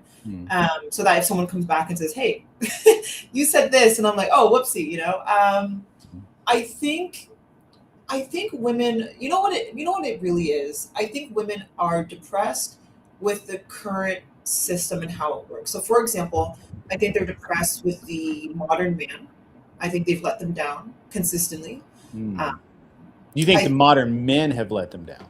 Yeah, definitely, easily, and I think they are. Okay, I want to put a pin in. I want to finish out, but then I want you to expand on that in a minute. Yeah, so that's a big thing. I think they're depressed because when I talk about the opportunity part, I think that women, even though they're going to school at much higher rates and they're seeking jobs at higher rates, professional jobs, they're not receiving the exact pay that they should be getting compared to their, Yes, they get more than they should actually. Statistically, women are paid more than men in almost every position, especially in corporate America. But for a lot of STEM positions, for example, like if you compare like doctors, male doctors on average are usually paid a lot more than women are. But in general, they have more time in. Because women are also expected to focus on the family. So that's another part of depression. I think that because women are told, or we're kind of forced to be like, okay, we got to think about school and work, but then we also have to be like the caregivers at home and take care of the home. And sometimes people want us to do both. I think that makes us even more depressed. We're not supposed to complain. We're supposed to be okay with it. And forget, we have hormones, right? We have different hormones. Sure. And so okay. All right. So expound on the man thing. How are they disappointed in men? I would say, just obviously, some of this is anecdotal, of course, but based on the things I've seen and heard, I think that the modern man has the expectation that if women are going to school, for example, and they're getting good jobs, that even if they date them, they want to be like the leader of the family. However, they're not taking over leader responsibilities. So they expect us to view them as a leader. But for example, I'm still paying half the bills. I'm still cleaning the dishes, cooking the meals. And at that point, it's like, you just have a maid. And it's like, why would I? This is a very good point. I want to just interject here because this is actually part of the discussion that I wanted to have. So do you understand do you understand the roles that men and women have played throughout history? And everywhere except the United States still play into today? Yeah, of course. I have the basic understanding of gender roles. Okay. Do you understand that the reason men are the way they are is because we sacrifice and women take? You'd have to be... No, you just explained it perfectly. You just explained. So if men make 100% of the money, the women spend it. And men generically, it's not like we ration the money out. The women go and spend the money and take care of the house, and the men trust their wives to take care of that. But what you just said is very key. If they make half the money, you're still expected to contribute. Whereas a man understands from the word go that it's never his money. I mean, a real man. Now, I'm not talking about little bitches. I'm talking about men that provide for their families. Men that provide for their families understand from the word go that every dime they make goes to the family, not them. Women do not have that pre-programmed. They just don't. And this is why they're depressed, because in their mind, and we've joked about it for decades, that what's mine is mine and what's her, or what's mine is mine and what his is mine, right? That's how women think, right? Where men is like, it's ours, right? This is the way that men think. And this is why men are, and this is why men, by and large, now again, exceptions every rule. We can pick apart little you know, we can pick apart instances, but I'm talking about as normality, or what should be normality, is men sacrifice. That is our entire job. Our entire programming as a man is to go out and break our bodies, work hard every single day, do it, you know, and without care or concern for anything but providing for the people at home. But I Right? don't, if that But is, you will but hold on. But when a woman is placed in that role, all you hear about is how put upon she is. That's where the depression comes in, because now she's got to work and earn money, and she's not used to that, or maybe she doesn't like the way the money has to be divided, or hey, you just said it yourself. We both work, we both pay half, or we both have half, but you know, I'm expected to pool my money with his, and I don't like that. I mean, that's a perfect example of what I've been thinking about the last couple of days, and this is just something that is it's a really clear example of the difference, a basic difference between men and women. And I really believe this is why most women in modernity in the United States, which is not in any other country, understand that women in China are not depressed, women in Japan are not depressed, women in Thailand are not depressed, women in all the world over, women are not depressed, except in the United States, the land of plenty, the land of feminism, the land of equality. And it's very interesting. And Canada too. I mean, Canada is just US like. So if I can, sure, go ahead. I'm sorry, I spoke a lot. No, it's okay. Go ahead. That's I don't mind. There's a few points there. When I guess I discuss the differences between men and women, what I'm kind of trying to get to is that women are depressed because of those expectations. So I don't think a woman today, a modern woman, has any problem working and contributing to her family. But if you expect us to do that in a relationship, it should be 50-50, or as 50-50 as you can get it, right? A man But should that's not the expectation men have. Yeah, but no, men do. And this is a big complaint. No, we don't. I'm telling you, I have met men who expect this of me to work. And I mean, you met males. Well, they call themselves. You didn't meet men. But what I'm saying is that I'm one of the many women who have complained about this. It's why a lot of women are choosing just to be single. Because at this point, it's like, why wouldn't I just be single, take care of myself, instead of dealing with a person who isn't going to help around the house and expecting me to work every day? Now, I wouldn't mind if we had gender roles, and men nowadays were saying, okay, you know what? I'm the one who's going to be the breadwinner. I want you to take on this responsibility. Then that's okay. 50-50. Maybe he makes the money, she stays home with the kids. I don't even have a problem with that, right? But I think our problem arises when there are certain men, it's not all of them, but there is a lot of younger men who have the expectation that women are not only supposed to work, we're supposed to caregive, we're supposed to cook, we're supposed to clean. Those are insane expectations. No one would be happy with that. So you could probably see the rise of depression, because at that point, I'm the man in the relationship. And so that's a big thing. Now, depression among women has raised in many countries throughout the world. It's not just America or Canada. There's many countries facing similar issues when it comes to being depressed. And also, don't forget, most people have access to social media. So if you're from like a war-torn country, or maybe, you know, a third world country, and you're seeing the life American women get to live, that's going to make you depressed, because they have all these options. They can go out, they can be single, they can have a good time. That's even going to make them depressed. I don't think it makes them depressed. I think it makes them hopeful. I know. I think it makes them depressed, because in their minds they're like, why do I have to live like this? And these women, in a way, get to be free. And I think that's a big thing that we don't really discuss per se. So you're saying that all women are jealous of other women?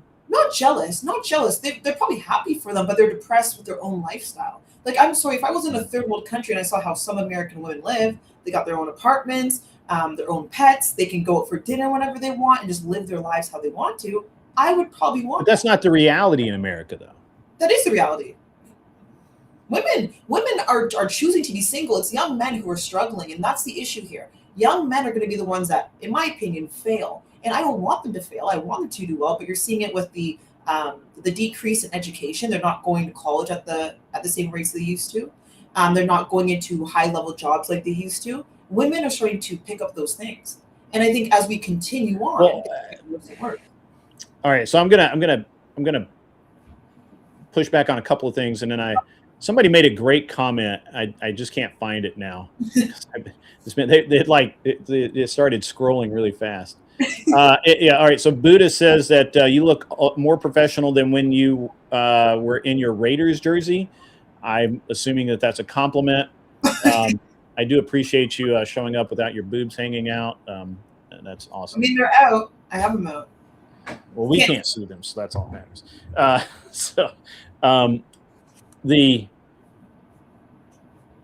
A couple of things. So first, I don't know, and I've traveled a bit. I don't know that people are particularly depressed because they don't have it as good as people have it in America. Oh, come on. You always. What about the American? I don't think they're depressed. Good one. Come on. You always heard, growing up at least, I always heard, you want the American dream, the American dream. And a lot of people from other countries believed in the American dream. But I don't think that makes them depressed. That may make them motivated. It may make them driven. It may make them, and give them some ambition. But I think depression is something that if you get depressed because of somebody else's success, you need some serious help. I mean, it's because, let's be honest, you can still want something and be depressed that you don't have it, right? And when you see people having a great life, so for example, you don't think women disagree. I understand that it could be the case. I disagree because my experience has shown me that people that will look at somebody else and all right. So typically, when I look at so if I look at somebody else that has like a nicer house, home, airplane, car, boat, whatever the fuck it is, than what I have, I don't go, man, it really depresses me. My shit isn't as good as that guy. It motivates me to make to make more money to buy nicer shit or to make my shit nicer so that it's so that it's just as cool. And that's the way I've been my whole life. Now that may not be something that other people are capable of. But I think by and large, and we could ask the chat since I think we're like 98% men in the chat right now. I don't know what happened to all the women's tonight, but they didn't show up. There may be somewhere else. We could ask, but I don't necessarily think that. And my experience has been that a lot of foreign women feel bad for American women that you have all the problems that they, or not you're not American, but all the problems that American women have or make for themselves when they have everything. You're talking about women that have so little in life and they're happy, and they're looking at Americans going, why are you so upset that you have so much and you're not happy with it? And I think that's my observation. And then the last thing is, so this idea of the 50-50 split, and all of that. So I'm going to use myself as an example. I'll tell you how my wife and I've done it. All right. So, I met my wife when I was 35. She's 11 years younger than I am. She was finishing a master's program. She's got a master's in finance from DU. I had a job. She had never had a job. So I paid all the bills, everything, no problem. I started a business. I grew that business. We added more businesses. There were truly hard times where we were like in debt, like a lot. And there were really great times where I made a shit ton of money. My wife hit a glass ceiling about her third or fourth year in the corporate world, and she decided to go back to school. So we paid for her to go to Berkeley and get an MBA because she wanted to go into banking. There was a $250,000 invested into her education. Okay. And it was a big pain in the ass because she had to fly from Denver to San Francisco and back. She would fly Friday and fly back Monday because she did the weekend class. Anyway, but that investment was made. right as she was kind of coming, getting into banking, and we knew that she was going to do really well. My series changed. I decided to retire a little bit early. I retired. I told her to retire. She didn't want to, and she kept going. And 2 years ago now, I think she made more money in a year than I had previously made or paid myself, Right. and which was a good accomplishment for her. But we've never looked the entire time we've been married, 20 years. The entire time, it's not my money, it's not her money, it's our money. And whoever needs it, it's who needs it and what does it need to be done for, and we'll make it work, right? Like if I have to, when we were buying those airline tickets so that she could fly back and forth every week, that's a tough one. We had to rent an apartment in San Francisco, so because she had to do an internship. That was a good chunk of money flying out the window every month. But it was necessary, and we agreed on it. This is, I think, maybe the disconnect that a lot of modern women have, is that they think of it as a partnership or a relationship, and when you are married, you are now family. I can no more be at odds with my wife than I can be with my brother, right? I think you're speaking to something different, right? When you're in a marriage, I think I don't even disagree with you. You basically become one person. Like you are one. Okay, good. I agree with you wholeheartedly. But I think when it comes to dating is what I'm kind of referencing, right? Because people aren't getting married right away nowadays. People are allowed to date around. So I think when it comes to dating, women are starting to consider their options, and they're basically like, why are you wanting me to treat you like we're married when we're just dating, right? And some of these men, I'm not even joking with you, a lot of these younger men want you to treat them like you're married, but you're not married. And I think we tell young women, treat your boyfriends like it's your husband, because let's branch off down this path. So let's just say that you're just dating, right? You're just in a relationship. So first of all, if you're just dating, how much money each of you have is not even up for discussion, right? In reality, I think that, just from my point of view, dude pays, right? Like that's just the way it works. Now, if his girlfriend, says, "Hey, we're dating now, we're official. I'll take, I got this one," or "Hey, I want to take you out for a nice night." Yeah, sure, but I play by old man rules. Dude pays. Yeah, that's just the way it is.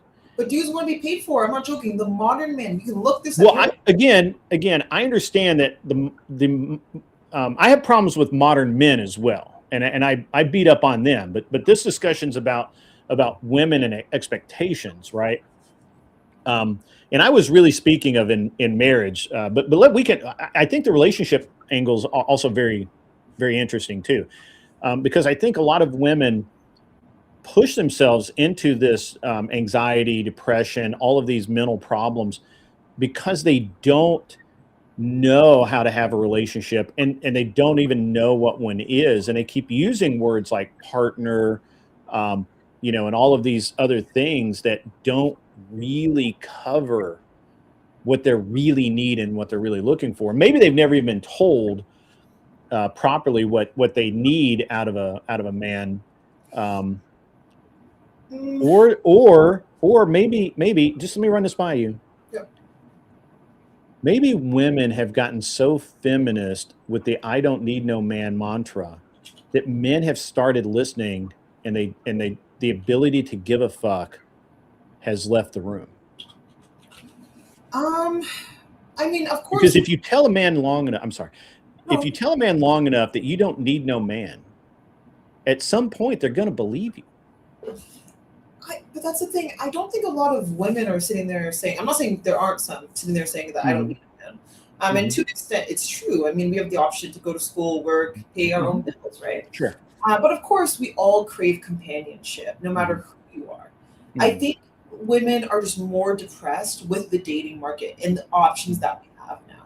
A lot of these men, I'm sorry, I know we're discussing women, but I think they're upset, they're depressed and have anxiety because they're like, this is not what we were promised. right? Like, I don't want to be. Okay, hold on. What were you promised? What were you promised? I'm just so we're on same page. Like chivalrous men, kind men, men who are willing to work hard, hold the door open, emotional intelligence, and we're not getting any of that. We're getting but men are not getting. But when men act that way, they're getting rejected. They're getting, women say they don't want that, right? They make fun of men for doing it. No, they're just choosing the wrong ones. I bet with very little effort, my audience could come up with a dozen TikTok videos of some woman clowning a poor dude for opening the door for her. Oh yeah, there's gonna be like your one-off that's just like obnoxious, but I think men want to be the princesses now.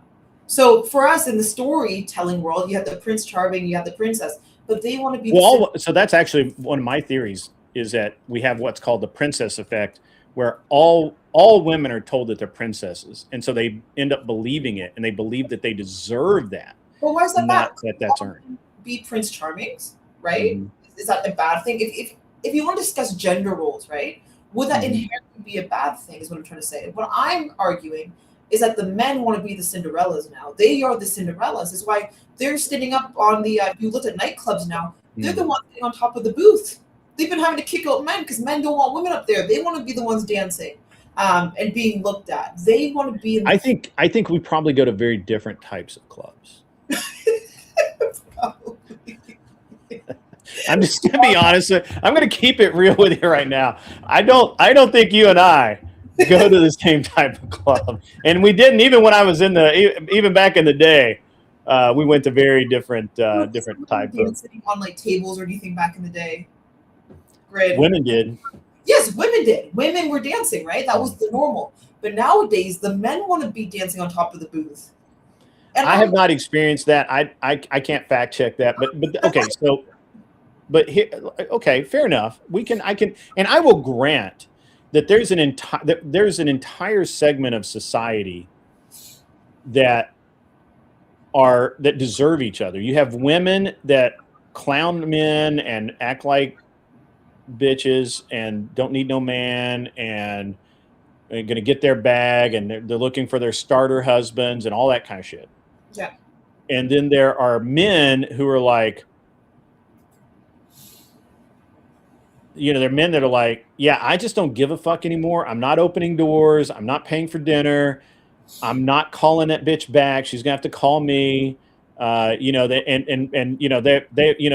those men have, they've got the mangina effect in full on, right?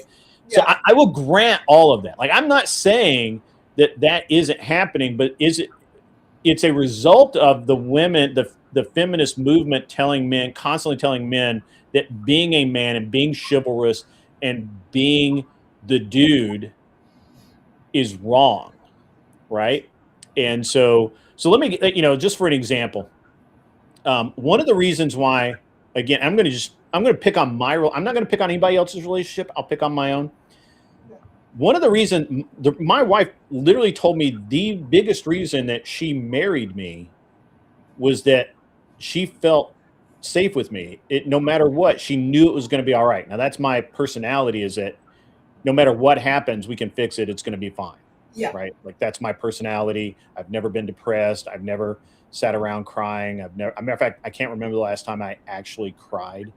But I am the patriarchy. I am the man, right? Yeah. Like, I own that. I know that about myself. I understand people don't like that about me. That's totally cool. But I am the dude, right? And I think that a lot of young men have been told that they should not be the dude, and they're being feminized. And it's not your fault. It's the schools. It's the 40-year-old women that never got married and are angry about it. Kind of bullshit. Not your fault. But this is a real thing. Is that there are still a lot of men out there like me that won't even go talk to a girl because it's a 50-50 chance that she's gonna like scream bloody murder that just because we came over to talk to you, right? Or whatever. So and the sense of entitlement, even if they, I don't know if you've seen the memes about, these women that you have to be 6 foot, make 6 figures, have a 6-pack, all that kind of bullshit. Yeah. That's a real thing. I actually thought that was bullshit. But I've actually now heard people say versions of that in like real life. Like they just not date. They just don't date down. Do you think right? expectations are wrong? Because I would kind of flip that and say that a lot of times men, they're not looking for Becky who's 250 pounds, who's 5'2", who her face isn't clean. Like they're looking for a certain standard of woman. So would you say standard? I actually did a show on this. It's called When Plain Turns Pretty. And I actually had this really great example where I know these young people, and this girl, I knew she was going to be, because you can look at women, and when you're my age, you can look at them, oh, she'll be smoking when she's older. Yeah. Not right now, because kind of plain, but and that's what. And she was dating this like normal looking dude. He was he's a little overweight. He's kind of a pudgy face. Kind of the Southern farm boy aesthetic. Yeah. And they were dating, and they dated for several years, and then I think like her sophomore year of college, she just had this like metamorphosis. Like where she worked out a little bit, but she really worked out over the summer. Her skin cleared up because she, was eating different or whatever. Yeah. And she went from being plain to being pretty fucking stunning. Yeah. In about 6 months, maybe less. And all of a sudden she was getting a lot of attention from, dumbass males that were just looking to, just hook up. And that's what happens when plain turns pretty, right? Like all of a sudden now she's pretty. Like she wasn't pretty before. She didn't think of herself as pretty. She was, but she didn't think of herself that way. And then all of a sudden she is. And now she's wondering if this dude that she's spent 3-4, I don't know how long they dated, but at least since high school, that this dude that she has this long relationship with, that cares for her, drives her home every day, all that kind of stuff. Maybe he's not good enough for her. And that happens to dudes a lot. I think that's a more common thing, because women can have that happen, right? And plus the amount of male attention that you can get when you go to college, when you get out of high school and go into college or go into the workplace, the amount of male attention that even plain girls can get is off the chart, right? I mean, I'm sure that you understand that. I'm sure that your DMs are overloaded. I'm positive that every time you go live, there are dudes hitting you up like, hey, where you live? I'm positive that happens. Maybe sometimes. Maybe sometimes. You don't have to be clever. It's okay. You're in a safe space. I mean, sometimes, but no, I guess that's why I question the whole standards thing, because don't get me wrong. Do I believe some people have a self-inflated view of themselves and that they're unwilling to settle? And I think people are afraid of that word, settle. Like they hear settle, they think something really bad, right? But they think they have to get like the highest echelon of the person they're looking for. And I think there are some people who forget that we're just people, right? No one is going to have the perfection that we're all looking for, right? We can't just write down what we want and then that's what we get. So I don't disagree there, but I don't have a problem with men and women having standards. So if there's one girl who says, I want him to be 6 foot, make 6 figures, be all these things, 6-pack, I'm okay with that, right? On like a whole scale, if the whole population was saying that, no, of course not. But if it's just a few women who are looking for, and most of the time that's what it is, I would say a lot of women settle for men who are like, don't have jobs, who definitely are not 6 foot, who are not really taking care of themselves per se. I would say a lot of us settle. A lot of women settle. That's probably why they're unhappy too. Why they're depressed, because they're settling. Well, I think depression's higher in single women, but I'm not sure how accurate any of the data really is. I'm not too sure about the rates. I wouldn't even be able to tell you. Who knows? right? We're only going by off what, like self-reported bullshit. Yeah. I like Angel Berber here, Envoy of Justice. Let's not do that whole men never cry stuff. That's true. I can't remember the last time I've cried, but I do cry when it's appropriate. I have cried by themselves, maybe with a brother in arms. There are instances, but you don't do it with women or in the presence of women. Bang on. Bang on. That's true. 100%. So, okay. All right. So fair enough. Standards are fine. I don't actually have a problem with standards. I think everybody should have a standard. I guess where we were kind of going with that is that even masculine men get shot down by average looking women because those women assume that they can get a better looking man than they can because men will bang anything. That's true, actually. Right. So like you could get a dude that, and I see this all the time in my gym. There's this dude that goes to my gym. Yeah. And I know he goes there specifically to pick up women because he never actually works out in that gym. Yeah. Right. Like I know he works out at like a real gym where like he's really like, because I go to Planet Fitness because that's all I have time. That's all I have time for. Like I have to walk in, I have to get my shit done, get out. I love Planet Fitness. I got a love-hate relationship with Planet Fitness. I would prefer a different gym, but it's just for years I had a membership to Golds and a bunch of others, but it just takes too long to get through, and I gotta get in. I gotta get the fuck out. Yeah. So there's no fucking way this dude works out at Planet Fitness, right? I swear to God, he only goes there to check out chicks because I'm in a college town. Yeah. Okay. I'm in a college town. And I know that he's only going there to check out the chicks and try and hook up with chicks. And it doesn't matter how fucking ugly they are. Honestly, it just doesn't. He just wants to get right. That sounds mean, right? Yeah. Well, I mean, you're just saying like he doesn't have standards. He's like, oh, he has no. His standard is breathing and reasonably damp. Grid, you can only cry for kicks to the nuggets. That's true. That's the only time you can cry in front of a woman. And family gone, also true. Funerals are an exception. Maybe specific other times, but minimal. That's not true. I found it unattractive when men cry. Like personally, I know there are probably some women that do, but that's never bothered me because I'm like, it doesn't bother you? No, not at all. Okay. Like sometimes you just are actually having a bad day, and I think this is what and you know what, I tell this to men all the time. If you are unable to cry in front of your partner, that's not a good partner. And I was men. Hold on. I think my wife has seen me cry, but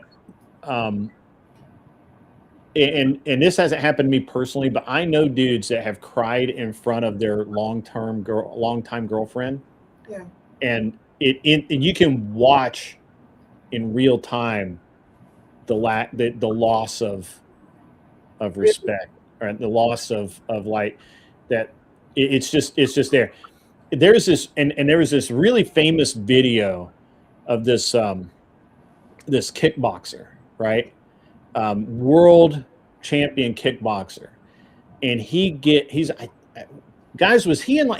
was somewhere like maybe Taiwan or UK somewhere. He was overseas somewhere, and his girlfriend was a professional fighter as well, right? Or a model or whatever, and he got the living shit kicked out of him in this fight, and he's sitting there crying, and you could watch in real time the expression of revulsion and disgust in her face at him crying. In real time, you could watch it happen. But that's just horrible. And I think, I tell people this, and I know it's easy to say it, but you're picking bad people. I don't care what gender you are. Sometimes you just have a bad day, man or woman, and if you can't cry in front of your partner, that is not your partner. That's not the person that's meant for you. Mm. Because we shouldn't limit men.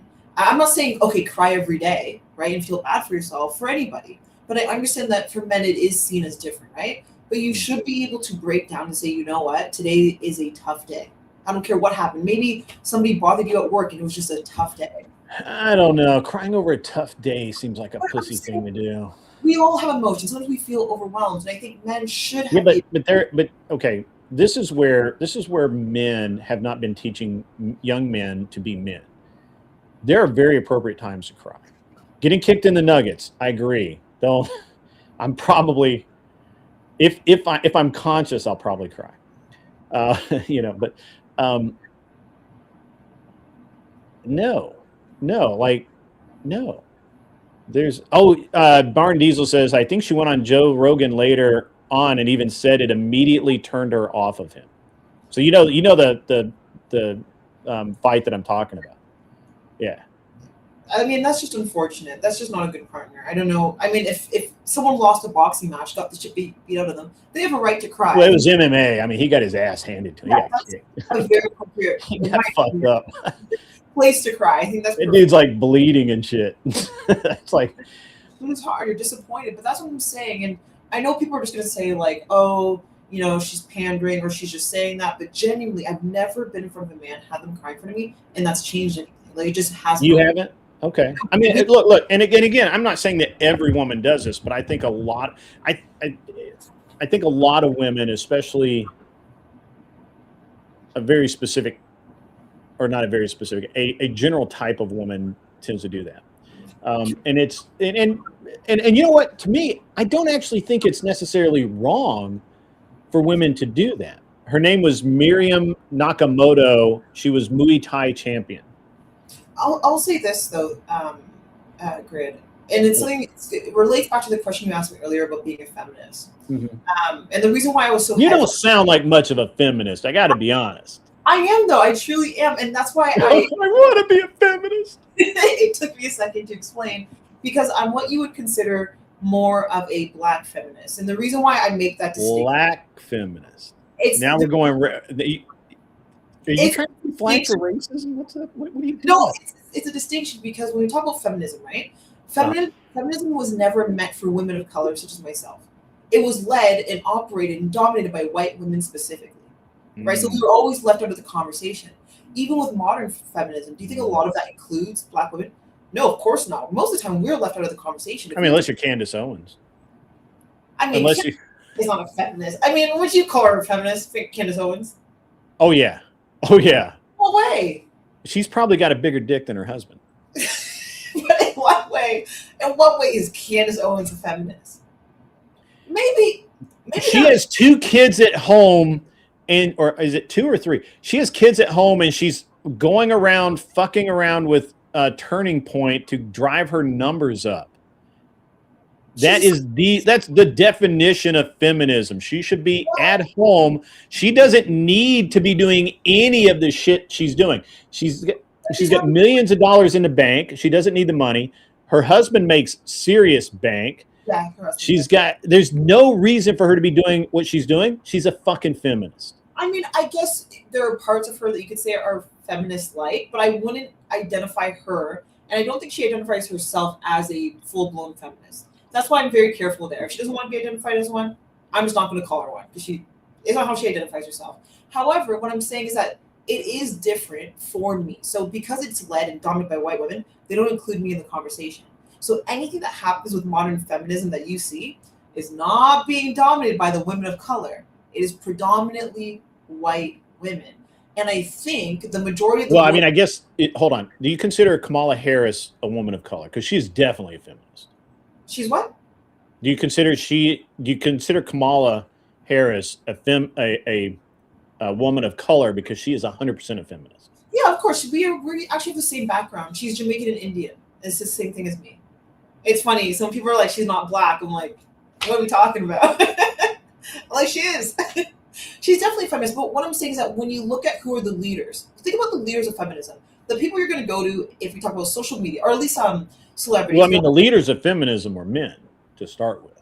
Well, but I'm talking about like the women itself. Like the greatest benefiters of DEI are white women, right? Mhm. Everyone Sure. knows that. It's very true. It is white women. What I'm trying to say is that a lot of the media that you see, a lot of the opinions that you see, aren't coming from women of color. Where you even said I don't sound much like a feminist, right? Because my views are a little bit different. It is coming. You also don't sound very much like a woman of color. I'm What do you- not judging. Yeah, really. You really don't. Your sister's crazy, by the way. what?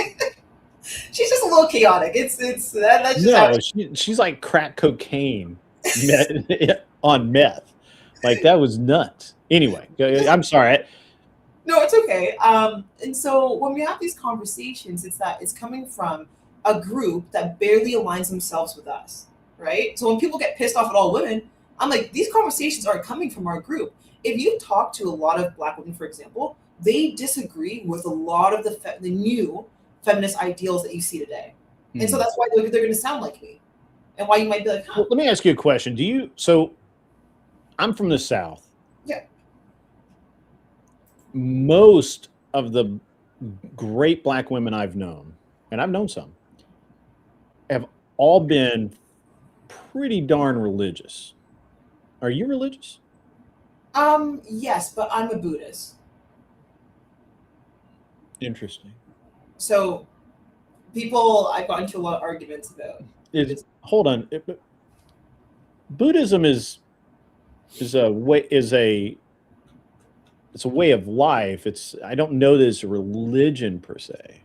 If so, people argue this. They say it's more. I know they argue it. That's why I'm arguing it. Yeah, yeah. They say it's more of a philosophy than it is a religion. But I believe it is a religion. People identify it as a religion. It comes from the Tibetans. It's not a religion like those Abrahamic religions like Christianity or Islam or Judaism. So I think that's why people want us to have like one true God. I think that's the problem there. So that's why they discredit Buddhism as a religion. No, I'm not really sure that it's a religion. It has gods. Like it just doesn't center a creator God. But there are gods in Buddhism. We just don't we don't praise one god like these other religions do. It's kind of like Hinduism. It's like an offshoot of Hinduism. And you would call that a religion. But I mean, so and I don't really want to go too far down the Buddhism trail here, but I mean one of their gods is the Monkey King. I mean, that's not really. I mean, that's a legend. Even that's not real. Of I don't know, like the Greeks and their gods. You know, they had Zeus and. But that wasn't a. I mean, but okay, we consider that a dead religion because it was more, and I'm not even sure that. I mean, that gets into a lot of discussion. In that, was it really a religion or was it the fables and the parables a way of teaching that was performed by the scholars of the time, because that led to the Socratic method. I mean, there's a lot of were the Greek gods really seen as gods, or were they simply parables and stories?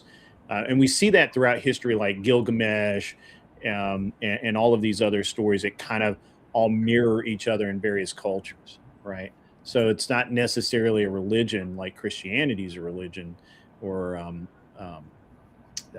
to some extent, it's just like a moral compass and moral teachings that tells you how to live better on Earth and for your I think.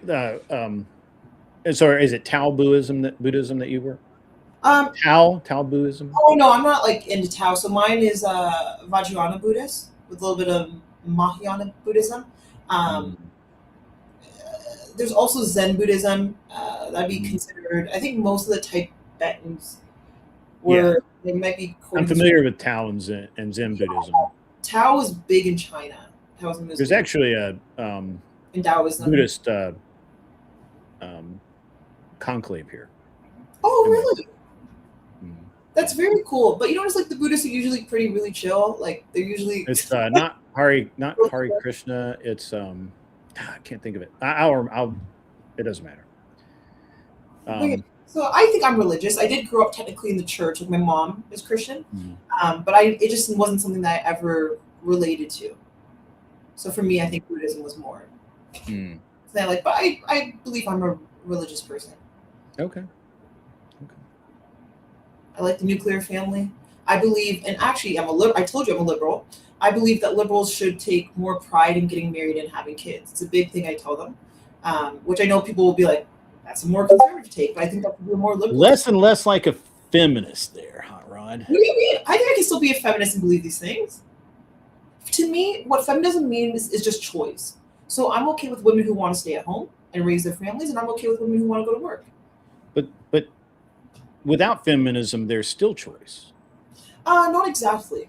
I think you needed feminism to get choice and to keep choice. Because don't forget, Well, hold on. Do you understand the pathology of feminism in America and how it came to be and why it came to be and that women on a massive scale did not support the feminist movement at all? What is it? Are you referring to a specific year, or are you referring Well, to? we can start way back in the 1800s when they first tried to get the vote. We can move forward into the 1900s with suffrage and and prohibition, where men were the ones that voted for the feminist ideals, and not women themselves were opposed to it. Well, not exactly. As a matter of fact, there's a great book you should read about this. It's called Occult Feminism. Occult, OCCULT, Feminism, by Rachel Wilson. From Rachel Wilson. I don't know about that. Yeah, she wrote the book. It's fucking great. You should seriously read it. Can I just say I would love to debate her one day, Rachel Wilson. On what? I probably feminism. On feminism? Yeah, why not? She wrote a book. Because you're gonna lose. Hey, why the hell not, right? I do not get royalties for promoting the book. That's actually the first time I've ever promoted the book. Yeah, you should get royalties. I mean, why the hell not? I believe that having conversations, debates, win or lose. Yeah, you ought to, because I think it would be very eye-opening for you. Yeah, and I think I will talk to Rachel about that. I'll see if I can make that happen. I think conversations are really important, and I think no matter what, I come out of it with something. Even if we disagree, I mean, I'm a liberal, you're a conservative, right? Like, with our conversations, I'm starting to doubt how liberal you are. It's so funny that people don't think I'm a liberal who can believe these things. I am a staunch liberal. I just feel like I'm more bipartisan. I know you don't like bipartisanship, where I can be okay with some conservative ideas. I have no problem with it, actually. I would even call myself a fiscal conservative in some ways. That's why I was a big fan. I know you're already not going to like him, of Mark Carney, because when it comes to the economy, he's more of a fiscal conservative, in my opinion, which I appreciated about him. And so, yeah, I'm just like a bipartisan liberal that understands that people want to do their own thing. They want their own choices. They want to live the lives they want to live. I don't want to pressure anybody into anything. So I think that's why some of these people are like, huh. I agree with Johnny Dollar. You sound more like a pragmatist than anything else. Yeah. No, I don't think so. I think I'm definitely a lib. I told you about all my social ideas and my social capitalism. I told you all those. I'm definitely a liberal. Yeah. Okay. All right. Well, let's just kind of keep rolling here. So, what, and I hesitate to ask this, but how do you think modern dating is currently? Shitty. It's shitty? Shitty. Absolutely. I told you the men want to be the princesses, okay? They want us to take up most of the work, even if we're both working, even if I earn more. They want me to cook, clean, basically be their moms on top of like paying half the bills. And I refuse to do it. And a lot of them are like that. And here's my thing. I don't even mind paying for dates sometimes. I have no problem with that. but they're expecting even women to pay on the first dates. And I'm like, what is going on? Right? And so I'm just not used to that. I'm just like, you know what? I might as well be single and, I don't know, have my animals and live my own life if it's going to be like that. So, yeah, horrible. All right, so hold on. So you're a liberal, but you believe in a nuclear family. I'm assuming that you want to have children. Yes. Are you pro-abortion? Yeah, I'm okay with abortion. You're okay with abortion? Yeah, up to a certain point. For me, it's when they gain consciousness, I tend to have a problem with. So like that 20 to 25 weeks, of course, unless it's medically necessary and the doctor's like, hey, if you don't do this, you're going to die, then I believe it's between that person. So do you believe in using abortion as birth control? No, not as birth control per se. Like if you're just, woohoo, I'm going to go to abortion every month. No, of course not. That's insane. But I mean, that is so. Have you ever heard of replacement birth rate, the birth rate crisis? Yeah, that we're in a crisis. A lot of countries are in a crisis. So there was I'm pretty good friends with a libertarian, and I hadn't talked to him in a week or two. Or a month actually, because I just kind of took this month off. But I need to talk to him. But he's a really smart dude. He's like one of the smartest people, man. Like he's an ANCAP libertarian, so he's like next level esoteric. But he did the math, him and a bunch of other libertarians.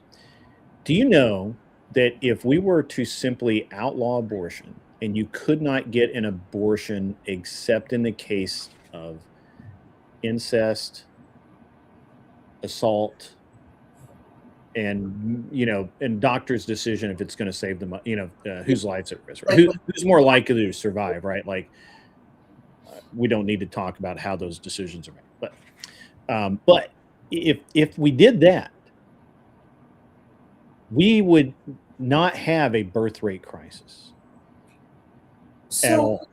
We would be above replacement level. So to be which is shocking. Do you understand what it's saying? Is that we are killing through abortion, we are killing our future. It's crazy. The word killing to me, I'm very careful with because I don't believe that at certain stages, like up to 6 weeks, there's no baby there. I understand how some people see it differently, and I respect it. But here's my thing: I actually wouldn't mind if you can. Tyler comes in hot. Mooncakes without her tits out? What the fuck? Oh my gosh, this guy! I know. I'm going to tell you why. All right, so I'm an exceedingly married conservative dude. So I have a co-host, Kat Katibi, who may or may not show up. I invited her. I had a co-host for a long time. She was great. My personality kind of overruns her, but or did. And she sent me a picture for the thumbnails, right? I said, hey, just send me a picture for the thumbnails.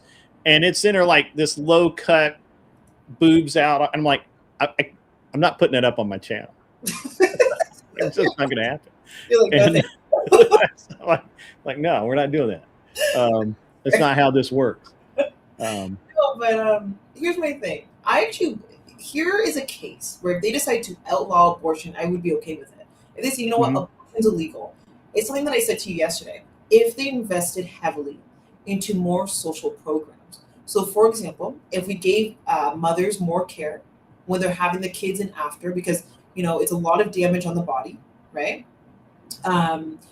Making sure that women who do struggle, maybe the father's not in their life, maybe they just don't earn that much money, giving them more benefit or help, right? We don't have to just give them money outright, but just more access to care. But I don't think that we could give more than we are. I don't think we can.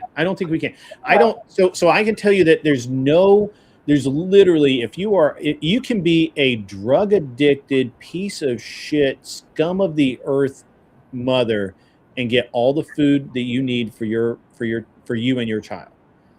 No questions asked. I don't believe we can. I think if anything, I don't think we need more social programs. I think we need targeted social programs. And one of the social programs that we need to cut out is this paying for abortions, paying for the other thing I think that would kind of limit the abortions is if insurance did not cover it and you had to pay for it out of pocket and we made it prohibitively expensive. Yeah, but we're just gonna find dead babies on the street if we do that. And Yeah, I'm not. people say that all the time. I don't believe it. I mean, No, you can't prove that out. I I'm don't think that's true. you outlaw abort. For example, I go. My family's from Jamaica, right? So we fly back and forth. Jamaica's not a perfect country. Everyone knows this, right? They've banned abortion. What do you think happens to those babies? They're in I'm sorry? garbage. Those babies, because you don't have abortion. They're in garbage cans. They're on the street. You know how many? All right, so I love this question because first of all, there are a lot of people who cannot have kids. We actually have a growing issue in this country with infertility, which we need to get a handle on that. The waiting list to adopt a baby is so long; it's years long in some cases. Matter of fact, I know multiple people.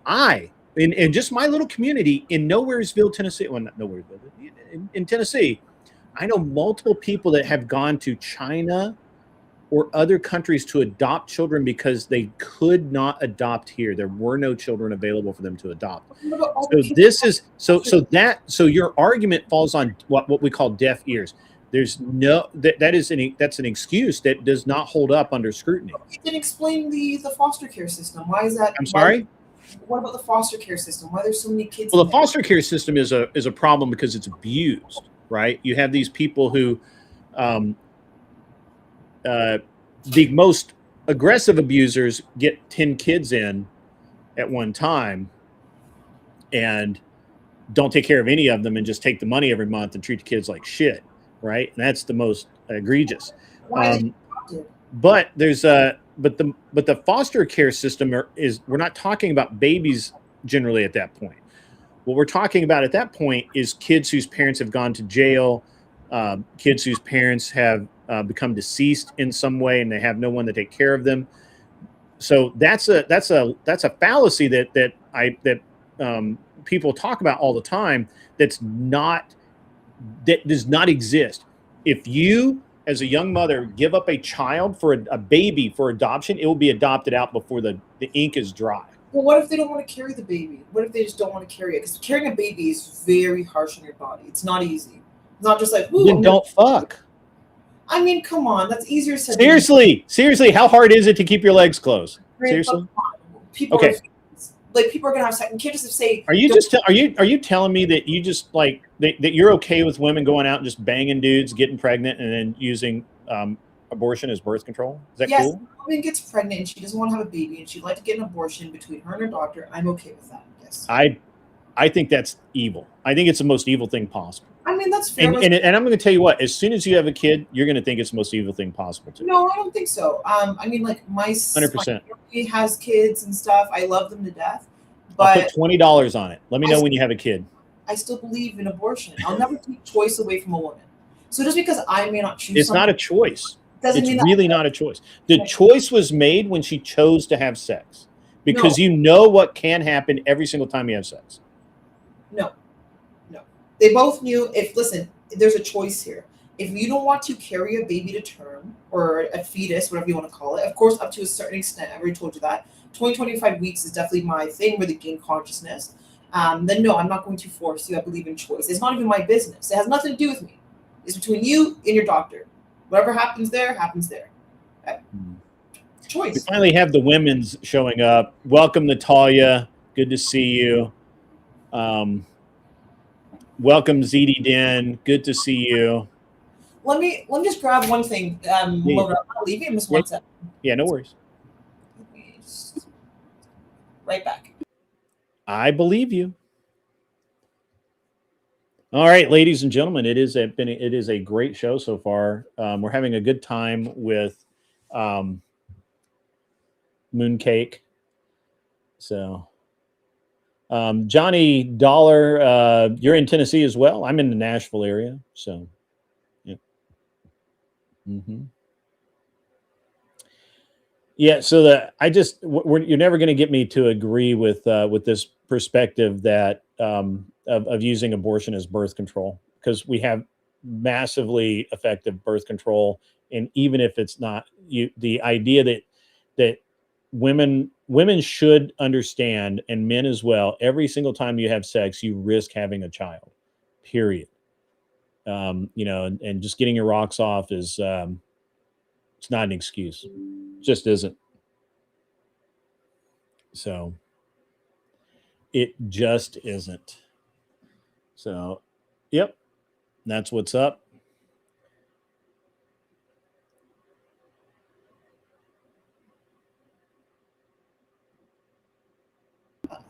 Sorry about that. I have to take a medication for, the good old ticker. Yeah, you said you had a heart problem. I don't want to stress you out there. That's why I'm using my low voice. And Oh, don't worry. It doesn't work like that. It's not like, you say something or you yell at me and it's like gonna go crazy. It does it randomly. So it's like, I gotta exist. ZD Den says, damn great getting fit. New year, new you. You look awesome.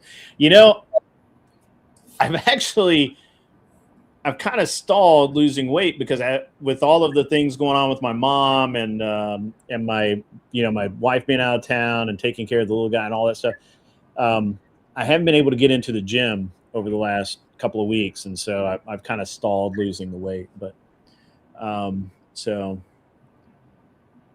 do you believe in chastity as a virtue? Like, yeah, sure. If you want to remain a virgin until marriage, that's cool. No, I mean, do you believe that most women should be chaste? Oh, that most women should be chaste. Sorry, I don't know why. Most women should be chaste. Sure. I'll play ball. Yeah. All right. Give me 1 second. Abortion, $5 comes in from Chronos 420. Adoption isn't even an acceptable replacement, and I speak as an adoptee, so abortion is beyond the scope of reason. Well, hey man, I'm glad you're here. Glad you were adopted out and not. Well, he wouldn't have known if he was, Well, I wouldn't have known him, but I'm glad he's here, right? No, I'm glad he's here. To say he wouldn't have had to be paying, just wouldn't exist. Yeah. So, I kind of chastity. So, do you think that the current hedonist culture of meet someone, maybe bang them that night, but definitely if it makes it to a third date and you haven't had sex with them, that it's a complete failure of the relationship and just move on? This hedonist culture of sex with random people, sex with people that you're not in a committed relationship with, and all of that. Where do you stand on that? What's your opinion? Like I said, of course I believe in choice, but do I think it's a good thing? No. I actually advise people not to participate in hookup culture, predominantly women, because I think we lose out more. I think that for women, even though you do have choice, if you do sleep around, it's seen differently than if men sleep around, right? Well, make no mistake. When I was a younger man, I supported sluts, 100%. I thought they were the greatest. See, this is what I mean. It only benefits men, and this is why we'll get into that. I'll finish that in a minute. Go ahead. I'm sorry I interrupted you. Maybe anti-feminist part, but I still believe in choice. So this is the difficult part. Would I participate in this culture? No. It's just not anything I ever did. It's not something that I would ever want to do. And I tell other women it's not a good idea because the only people who benefit are men. Really, it does nothing for us. In my opinion, it does nothing for us. This is a problem with Red Pill, is that they Red Pill can't exist without feminism. So keep being a feminist. They can't exist without you. They need you, baby. They need you. But no, even with the Red Pill nowadays, where they're like, oh, sleep with 50 women. What are we teaching young men as well? Overall, that entire culture is just unhealthy. I think hookup culture is too complicated. It turns into situationships. I don't care what anyone says. Sex is meaningful. I think it really does mean something when you have sex with someone. You build connections in ways that maybe you don't always understand. And so I think for women, we take things a lot more harshly. We can be a lot more emotional. Yeah, in that way, especially when it comes to sex. So that's why I don't think it's good for us to participate in it. But I believe in choice. So if you want to, you do you. Okay. So let me give you, so from my perspective as a dude, I rode the fence early in my life. Obviously I was a dude. Yeah. So, dude stuff.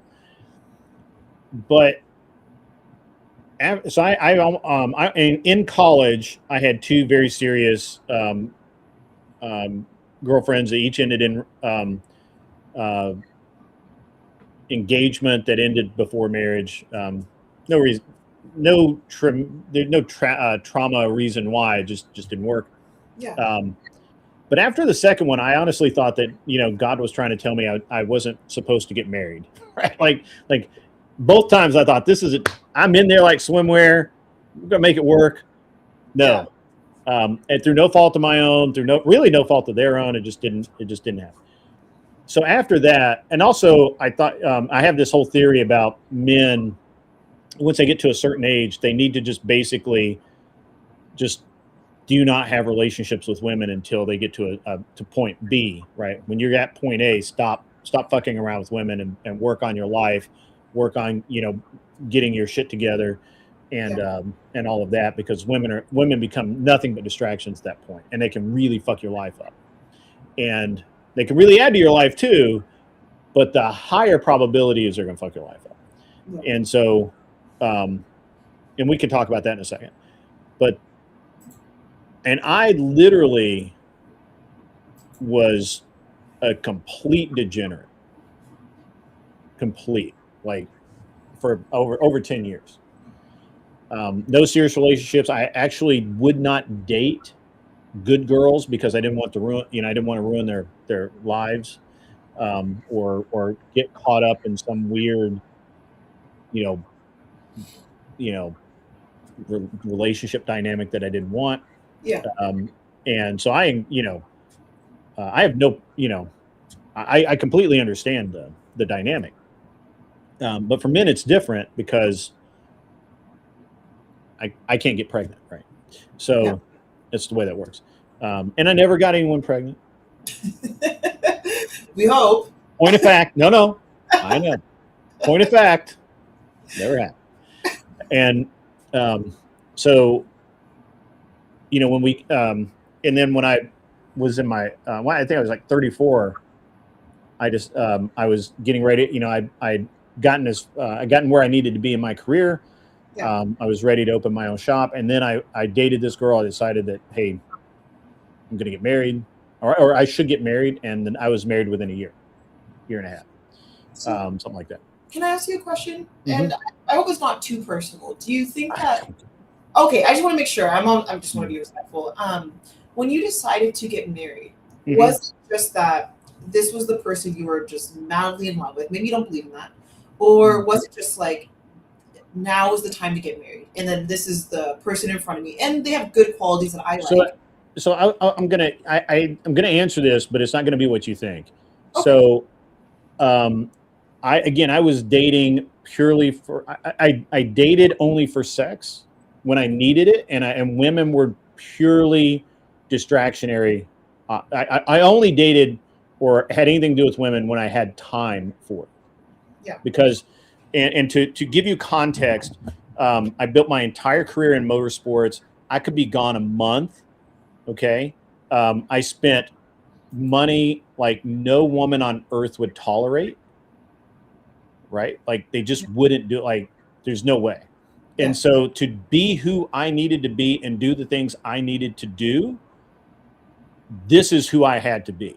And I don't think I think that men are not honest with themselves anymore to say, fuck women for right now. I got shit I need to do. And all women are going to do is complicate what I'm doing. They're not going to add to it. Now, the right woman could add to it. I'll grant that. But finding the right woman is a huge risk when you're trying to learn a skill, build a business, build a reputation, where you may have to like fly to, you know, like I remember I got back from road Atlanta one time. I got back to Nashville. I went to sleep for like 3 hours. I get a phone call. It wakes me up and says, hey, I need you in Long Island, New York, day after tomorrow. And I literally like slept another 3 hours, packed my shit back up, went back out to the truck, got in the truck and drove to Long Island. Yeah. And was there for 2 weeks working on a car. So there's no woman on the planet that's going to put up with that shit when you're dating. It's just not. Yeah. And so, and even, you know, so I just resigned myself. I didn't even look at art. I looked at, you know, I just needed the sex, and that's it. Right. Yeah. And I didn't want to pay for it. So, so that's how I dated. Now, what ended up happening is I got to a position where I knew that I was going to be opening a shop, and I was a lot more permanent, I guess, and I wasn't traveling as much. So I dated this girl, a Mongolian girl, actually, from and she was awesome, but she had a daughter, and I spent like a week torturing myself about whether or not I could be the dad for this little girl. And it just in just blunt honesty with myself, so I couldn't do it. Yeah. Like I just don't have it in me to be a step parent. I admire all step parents. I really do. Yeah. Especially the ones that succeed. The ones that fail, I don't. The step parents that fail, that bail out, or it's, you know, or shitty step parents, I get it. It's hard. Yeah. If you fail at it, that's not like something to be ashamed of. Like, you gave it, you tried, bro. Like, you tried, right? That's like climbing Mount Everest. I give you fucking props for trying. Yeah. Right. I don't give a shit if you crash and burn. And that's because, and look, it's not Disney, right? Like, I'm not, there's no happy ending, and there's no fairy tale. You know, it's not like the bad stepdad or whatever. It's just a guy just couldn't fucking do it. I knew I couldn't do it. I'm literally, like, for a week, I'm like, fuck, I really like this girl. She's awesome. I mean, she's mental like all women, but she's awesome.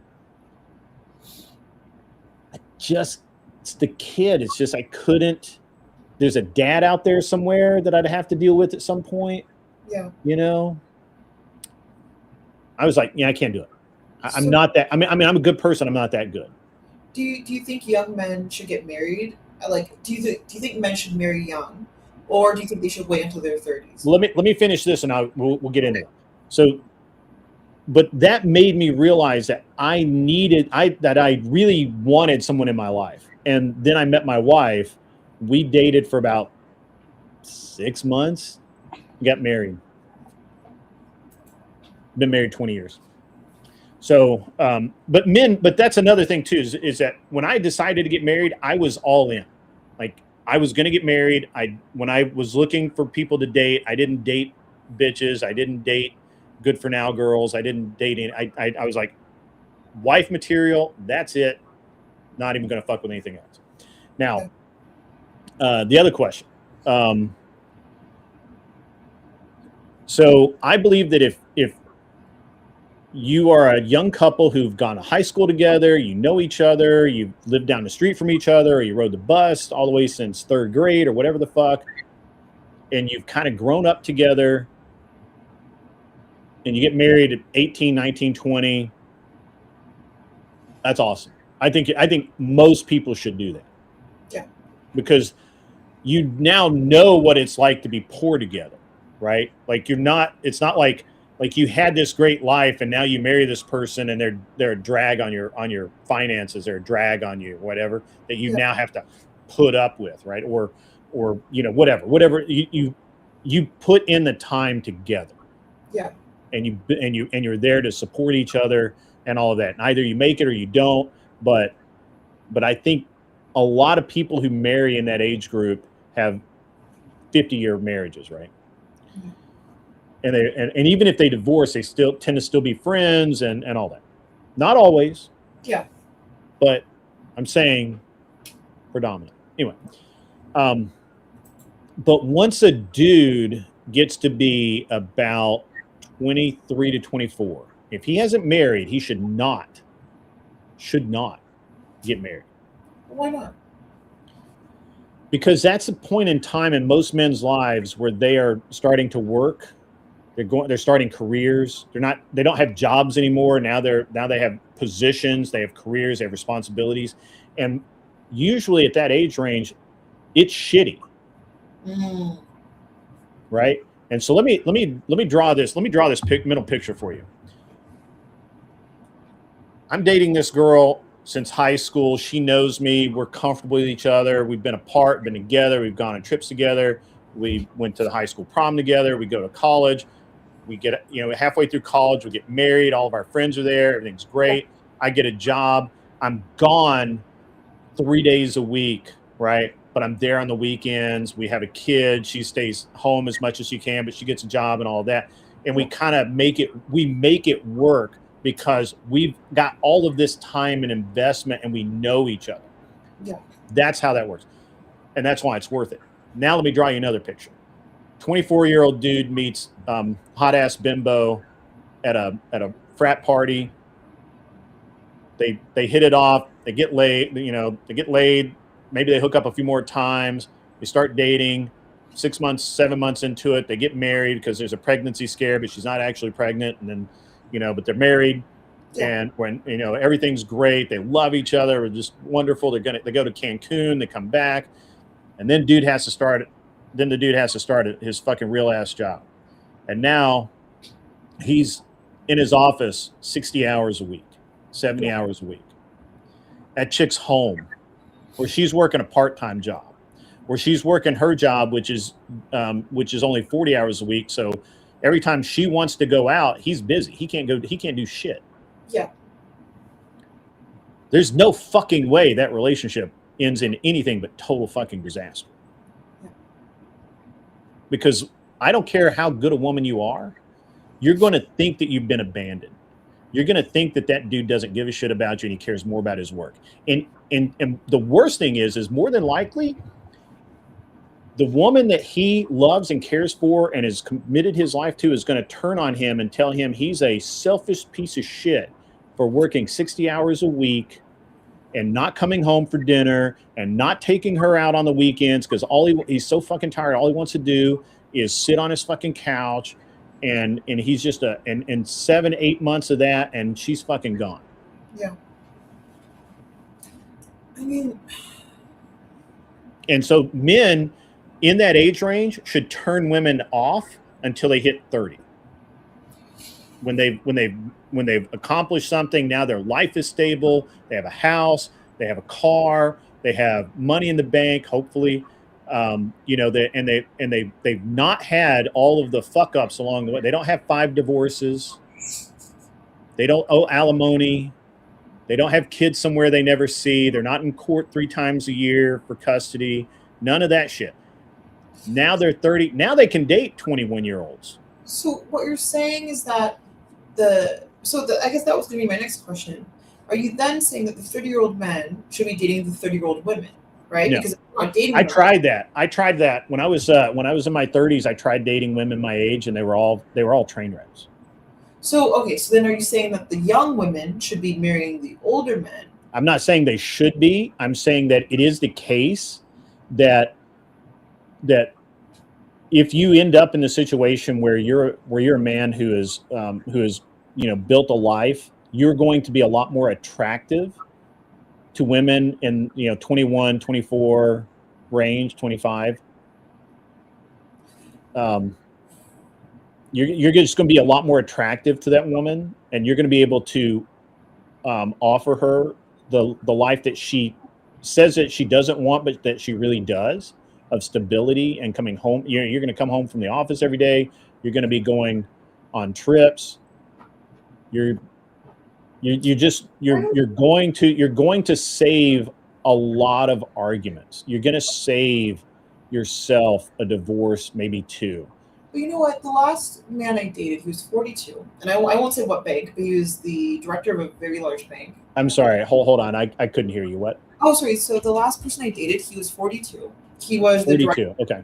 of a really large bank, and he worked like crazy, like nonstop. Mm-hmm. That man was working 24/7. Like he did not have enough time for me, and like he had been divorced before, which looking back makes sense why, right? And at the time, I was like, sorry, not to be. That's why you're not disagreeing with me, is because you've lived it, right? He had but yes, I lived it, and so I guess when you say that, like they'll have their life more together, he earned a shit ton of money, right? So he had the choice to really like not have to work that much. But I think these men. But all right, so that's another thing. So when I was 33. I worked nonstop, like crazy hours. And I didn't have to, but I wanted to. Yeah. When I turned 34 and I got that taste of maybe, Finger says you're over 33. Are you talking to me or her? Me? Well, I'm 55. Oh, so you do not look 55. I get that a lot. I get like mid 40s all the time. Yeah, you definitely look mid 40. I thought maybe 40. I actually thought 42 or 43. Funny enough. Yeah, I'm 55 years old. Damn. I have my second kid at 50. Oh. Oh. That's right. I told you I'm the man. I told you. I told you. I'm 27. Just curious. If someone in the chat met me. I'm 27. So I didn't know if they were like. I didn't have my first kid till I was 40. Oh, till you're 40. I guess that's my thing, because it's like, who are these women supposed to date, right? So if we're not like, so if I'm born the same year as someone and they're supposed to wait till their 30s, like, who am I supposed to date, right? Do I keep dating the 30 and 40-year-olds? Or do I date someone who's within my age range, who maybe doesn't have as much as like the 30 or 40-year-olds may have, right? But over time, we could grow together. So that's a mature outlet. How old are you? I'm sorry. I'm 27 now. 27. Yeah. That wall's coming fast, huh? Shit. Wait, girl. I don't really have a filter. I think it comes right out. All right. So, damn. Yeah. So, you're trying to tell me I'm sorry. I'm still getting. I may need a minute. I said 27, not 57. I think I'm still okay for right now. I have to, like, I'm 35. You act like you're 35? Okay. I have until I'm 35. You have until you're 35? Yeah. Okay. Would I ever recommend a guy to date someone who is much richer than them? I mean, if you can convince a woman that's richer than you to date you, sure. Yeah, hell yeah. Oh, hi, Grand Design. I know Grand Design. Hi. So, okay. So, you probably don't have a ton of baggage. You've probably never been married. No. You've probably never had kids. No. You know, so, you know, I don't know that you're, he says hi. You can't see it in the chat because he's over on Twitch. Oh, no problem. The biological clock is starting to. That's funny, Johnny Dollar. The biological clock it's been ticking. It's been clicking. But think about it. You just said I have no baggage, right? And a big thing for me, I told you I don't do the hookup culture, right? Was that I refuse to have kids if I'm not married. I will not do it. I'm sorry? I said I won't have kids unless I'm married. That's like one thing I really. Yeah, no, I admire that. So I'm just like. So when I was dating, when I was 35, 34, and started dating seriously, what I was finding is a lot of like really nutso women that had in my age range. They had a lot of baggage, been married. They were using me, you know, a lot of them didn't have good jobs or whatever. So they were basically, using me for dinner and whatever. Didn't take long to figure that shit out. And I started just dating younger and younger and younger. And again, my wife is 11 years younger than me. Yeah. And so it, you know, that worked out pretty well for me, right? So she didn't have a bunch of, she had no baggage, right? Yeah. And, you know, she was in school. She was ambivalent about, I mean, now my wife is, I will be honest, that my wife and I have fairly opposite personalities. So we're very complementary. Yeah. And so like, and she's very driven, or she was very driven but it just kind of worked out so that, you know, when she wanted to go and do a career, I was kind of like, yeah, I'm done. I don't want to do anything else. I want to go So play you the kind player. of each other's like. Yeah, we kind of balanced out because it was, you know, it was always the case. I mean, I was gone. I was gone once for about a month. You know. Now, and if I had dated somebody in my age range, I would have been very concerned that they were stepping out on me during that time, just because. Yeah, I think I'd be more concerned about the young, and not to say anything about the younger girls, but like, of course, like I know them, right? I would say be more concerned about the younger girls because, like, I've had, I won't name her, but she's 2 years older than me, and her boyfriend right now, fiance is like 53, right? And no, like, my wife from early on, I could tell that we were really devoted to each other. So I've never had any questions. Right? See, that's good, but I meant for older men where I would be careful with this. Is that I tend to see this. The older men will meet like the fun, like yeah, but if you're talking men over 40, so men over 40 or 45 dating into the 20s, I find a little weird, personally. I mean, that's fair. So I'm 55. I would not date you if I were single. I would not date you. No, see, the oldest I dated when I was 22, he was 64 or 65, I can't remember. Yeah. That's nuts. I wouldn't do that. I don't think it's that great. I mean, but then again, I have issues, so. Ice House for Life says, this guy really has been through a lot of women. You have no idea. Wonder if he is the issue. I literally said I literally made a conscious decision to not have a serious relationship. Do you understand do you understand the self-awareness that you have to literally say, I'm just going to be single? Yes, I mean, I don't think it's a bad thing. If you know you can't date, there's no point in dating. There's no point in wasting anyone's time. So I believe in that. I think that's a good thing. I just want, I don't know.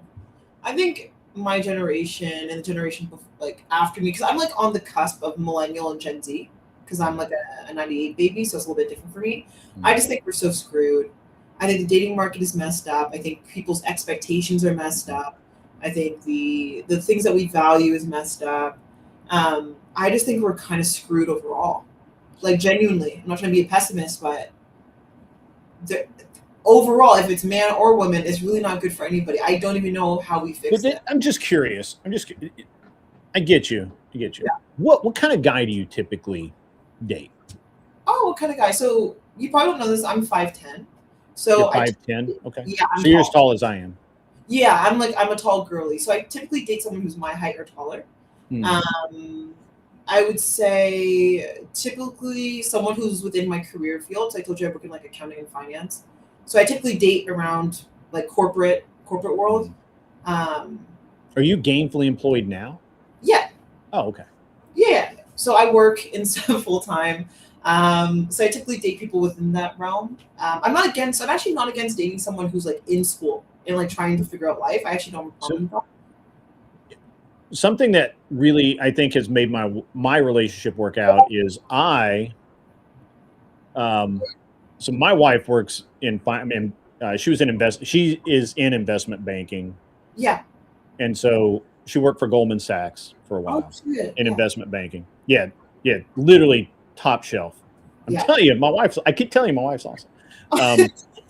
And now she's I can't tell you what company she's with, but now she's in M&A at a private company, getting that company ready to sell in 2 or 3 years. They're buying other companies to build it up. So mergers, acquisitions. Yeah. So that's what she's doing now. And so she's like stupid smart. She's like crazy driven, but in a completely different field. Because I played with race cars, right? We talked about that the other night. I've never had an adult job. And I never wanted an adult job. Right. What's it? Your wife's a feminist. I think that's what you My wife is not a feminist. She kind of is. She's working. She's working right. hard. I respect. I like that about her. Huh? hard. She's working hard, which I respect about her. But she's a working woman. Like But Candace that Owens. doesn't make her feminist. Women Yes, have always worked.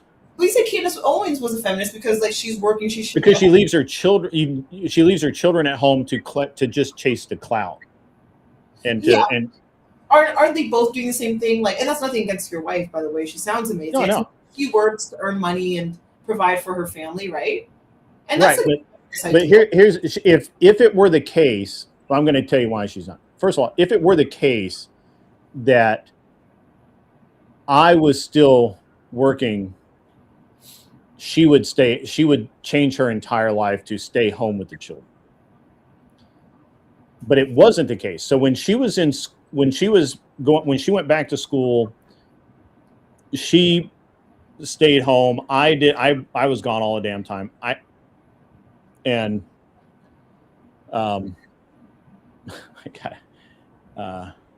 This is gonna be funny. This guy definitely got a huge life insurance, or his dad left a bunch of money. No, I grew up dirt ass poor. I worked for everything I got, but I did make a shit ton of money. I just worked all my whole life. Yeah, I grew up literally dirt poor. Like the power would get cut off in my house when I was younger. Yeah, my brother still, my younger brother, a year younger than me, has never done the shit I've done, and he has never been anything more than a welder. He makes $28 an hour. Yeah, it's just the way it is. Anyway, so the way my wife and I have worked it is that she is able to do what she wants to do because I can facilitate it, because I can stay home. And there's also, I have this weird belief about how women should not be stuck at home with the kids. I don't believe that once children are walking, men need to be the influence on your children, and not women. that's not gonna Women are caretakers. Women are not really truly educators. So men do that throughout history, and so I'm the one that takes care of my sons. I'm the one that teaches them. My wife takes care of the house, that kind of thing. Division of whatever. And we do live in modernity, right? So it's not like, the job she has now, she works from home. She wasn't even going to get a job. It just kind of happened. When she left Goldman Sachs, it was all, I thought actually she was finally going to retire like me. But you being at home with the kids, which is great as well, right? I no problem with dads being like more present. I still think it's more feminist like way to live that she's like working. I don't think it's feminist. I think it's more, and I think it's more traditional than people want to. Oh, I don't think it's not traditional. Is that your Discord or mine? Is it mine? 1 second. It could be mine. It could be mine because mine is always doing that. I try and mute mine, or at least turn it down so it doesn't get picked up on my mic. No, of course. I just like quit mine because I'm like, oh, it's doing it again. I just think it's typically not very traditional, at least in my opinion. From what my understanding what traditional means, typically you see the mom at home, right, and the husband working for as long as he can. So I guess when I see something like this, I'm like, oh, this is very not traditional. This is very feminist, which hey, I'm okay with. I like this. I like your lifestyle. So hold on. I like, first of all, I gotta do this thing, but Ice House for Ice House. Let me tell you something, brother. You want to hear brutal? I paid more in taxes last year than my brother will make in 3 years. That's brutal. Right? That's brutal. And and he never asked me for help or anything like that. Oh shit, really? I'd be bothering you all the time if you're my brother. Sorry? I said if you're my brother, I'd be bothering you all the time. For what? For money? Yes. Yeah, dry hole there. That's my older brother. Grand Designs Enjoyer, I believe this is for you. Would you ever ask any of your close friends for advice on a suitability of a person you find attractive?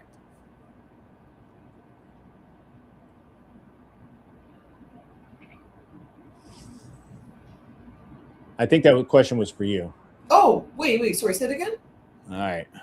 Sorry about that. That's okay. I'll find it again. Would you ever ask any of your close friends for advice on the suitability of a person you find attractive? I mean, yeah, I think I ask like my siblings or my friends for advice. People typically do that. Like, if you kind of have questions, you're kind of like, does this seem right? I don't think that's wrong, but I don't think you should make your sole decision based on their information, because your friends aren't going to know everything, right? So just be careful, but take the advice and consider it. But it's your final decision at the end of the day. Retirement isn't for everyone. That's true. I'm barely retired.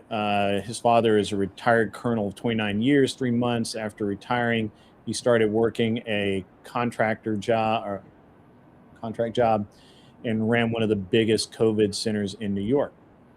Yeah, I say I'm retired, but I don't own property in New York. We have an apartment in New Jersey because New York taxes suck. Yeah, New York. Yeah, I actually had to pay New York City taxes, $30,000 in city taxes. For the property?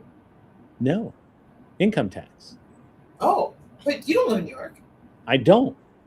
But my wife's office was in New York. She worked at Goldman Sachs. Oh, so you have to pay taxes. I mean, I guess it's like where you live. I'm, you know what? The American tax system for me, in my opinion, is very complicated. I don't like.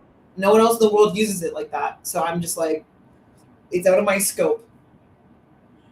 Mo Rebuttal wants to, who's also from Tennessee, says, Grid One Motorsports, you have the guy in the picture behind her to thank for all that tax being taken.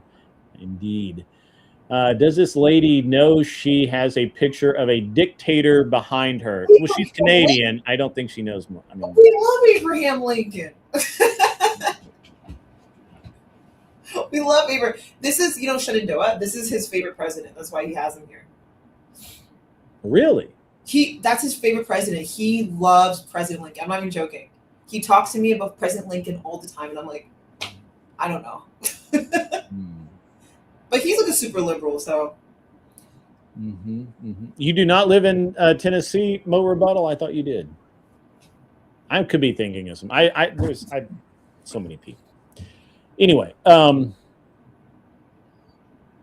was I? Oh, you do? Yeah. I got it. Yeah, he does live in Tennessee. He lives in East Tennessee. Oh, I haven't been to Tennessee. I'm not too familiar. Okay. Okay. It's okay. So when you are dating,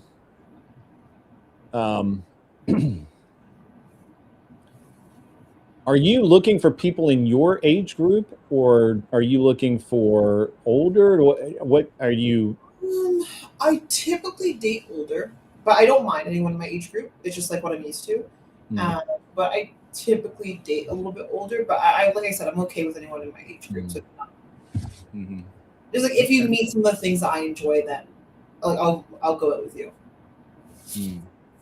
I'm just it's interesting to me.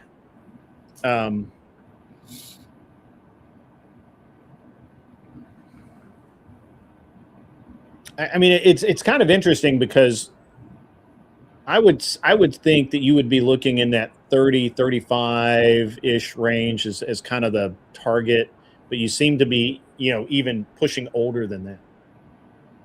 Yeah, but I've always been like that. I don't know why. I've always just, that's kind of just been my thing. I don't know how to explain it. It's like, since I was like, I mean, you don't have to. I mean, people like who they're like. It's curious, right? It's a curious thing. It's hard. I don't know where it comes from. Like, I'm always curious about the psychology of it. And I'm like, why am I like that? But like I said, I have nothing against someone who's even a little bit younger than me. Depends how young though. Like, I won't go too much younger because I'm 27. So I'll probably go like 3-4 years younger, maybe. But I just think it's preference, and I think it's the people who come up to me. I find older men tend to approach a lot more. Like they have no problem doing that. Well, it's a confidence thing. Yeah, but younger men won't do that. So, and I don't like meeting people off social media. Swagger.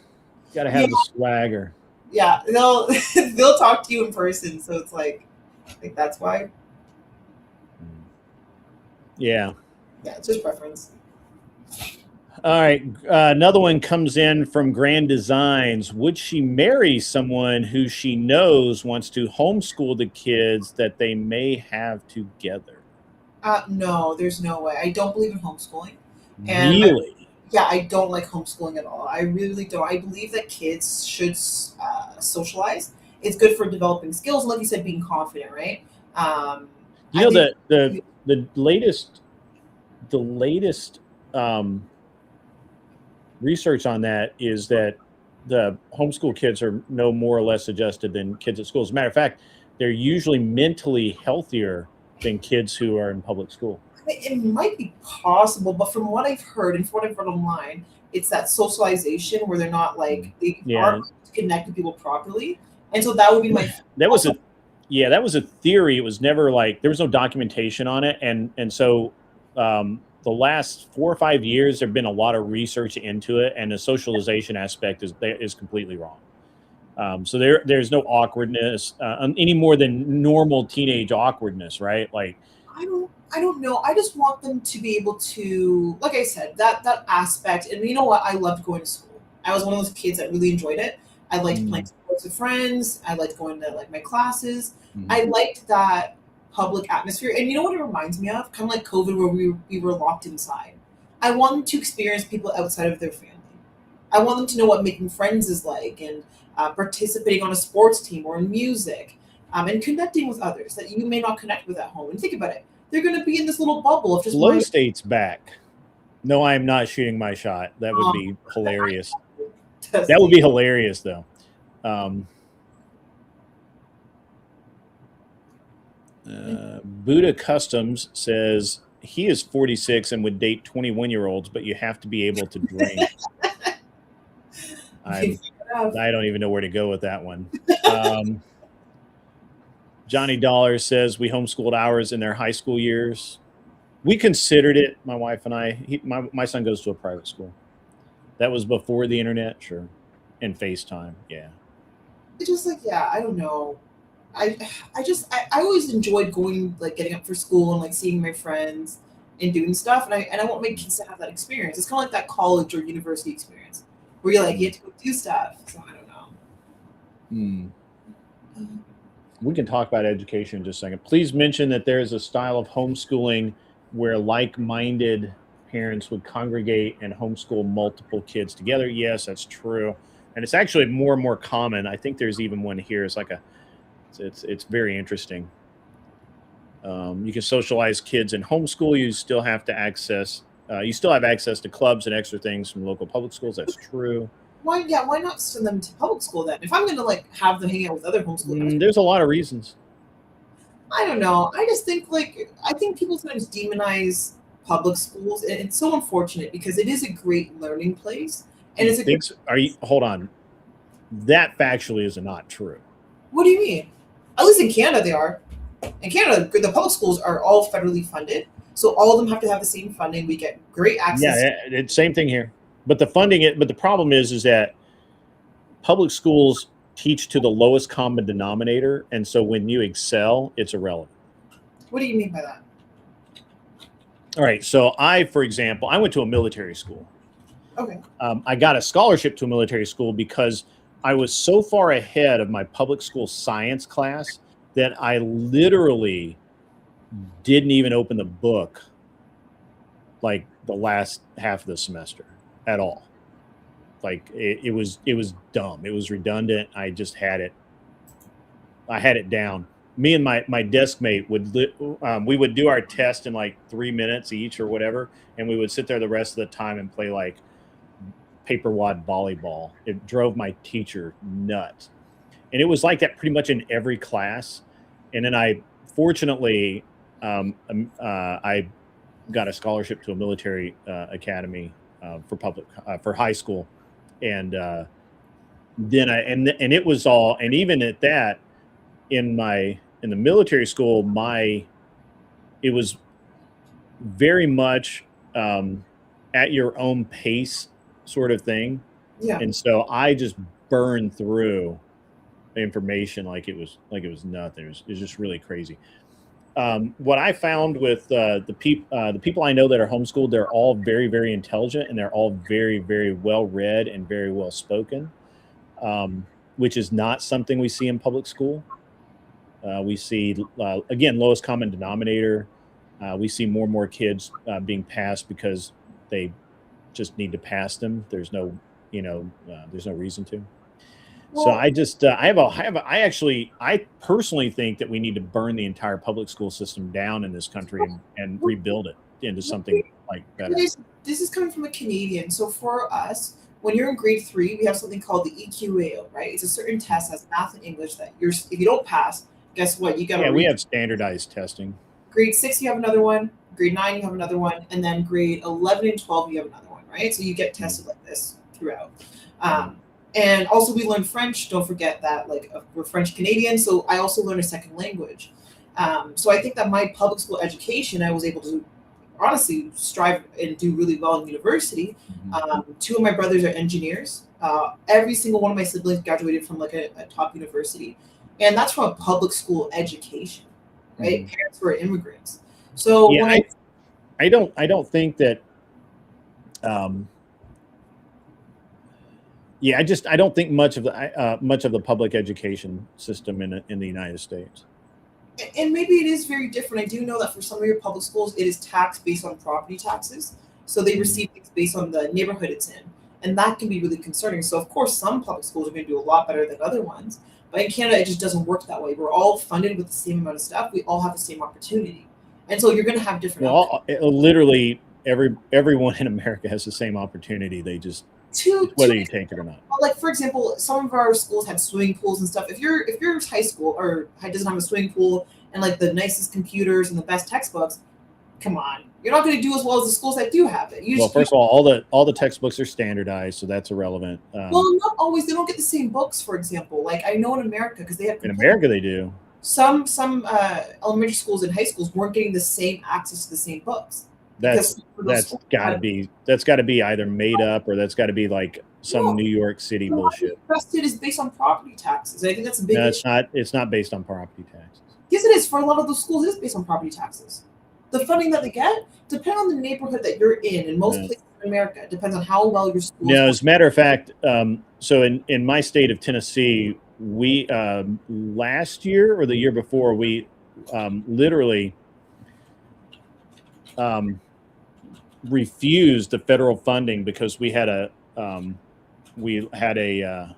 want additional federal funding because we didn't want the strings that were attached to it, and we have a surplus of educational funding in Tennessee. But I did a quick Google search and it shows here most public schools in America, the money comes from 3 main sources: state funding, federal funding, and local property taxes. However, the property taxes at low level. Most of the funding comes from the federal government and the state government. Local property taxes are the backbone in most areas, and I've heard this times, and that becomes an issue. So basically, what I'm trying to say is this: in Canada, we are getting the same access to education. Any public school, doesn't matter what neighborhood you're in. In America, that's not happening. So unfortunately, your public school system is going to be dumbed down because people aren't. I think the case could be made that we have so many more schools in America than Canada, than all, like one state in America probably has more schools than all of Canada combined. We only have 42 million people, so of course it's going to be different. Like, we don't have the same amount of schools. Sure. But so an argument could be made that we just have so many more schools and such a dichotomy that it is possible that that there could be something to that. Mr. Boulay throws down $5 from the Department of Numismatics. Her brother's majored in basket weaving engineering. Must be a new discipline.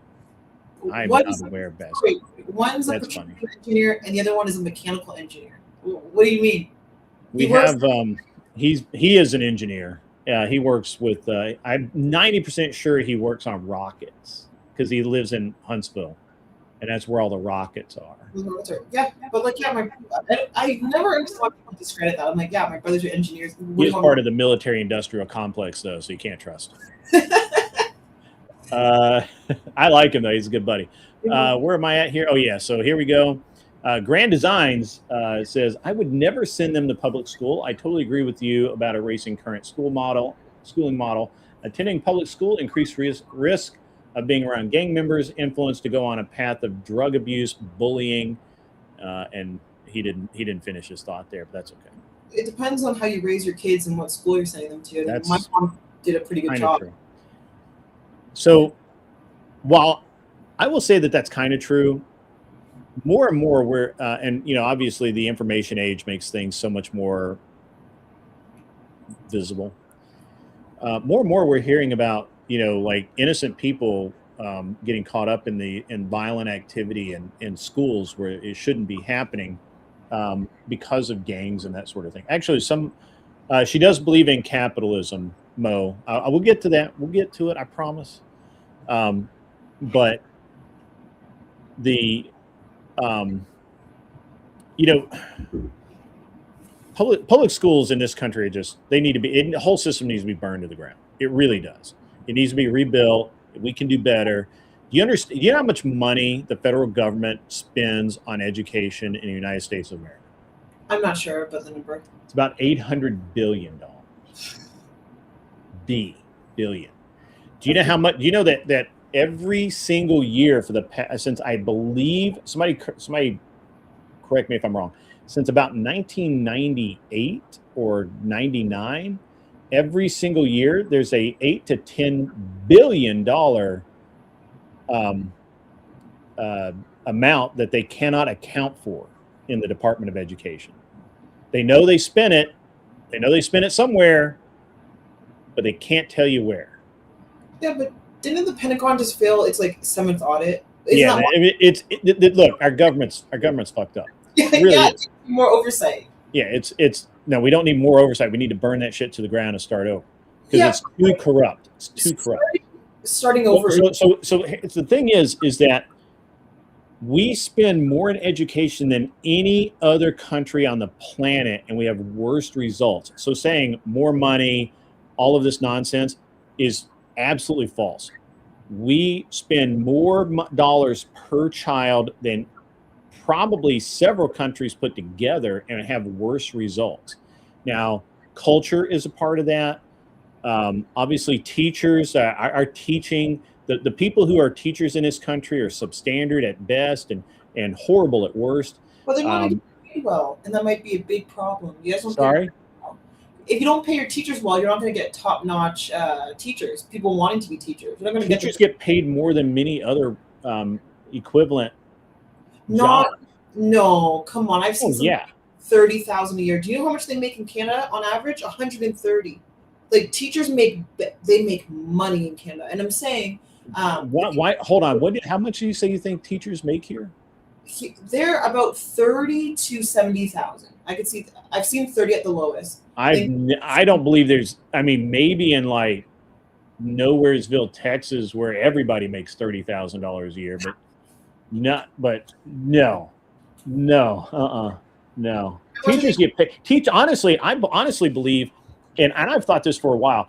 I would really love an audit of teachers, of what teachers are actually paid, because I think they're overpaid for what they're delivering. Overpaid. They work 8 hours a day, if that.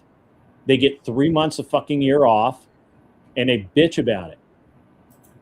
Yeah, but for those 3 months, they don't get paid for those 3 months. They do get paid for that. It's a yearly salary. If it's $100,000 a year, you're getting $100,000 a year.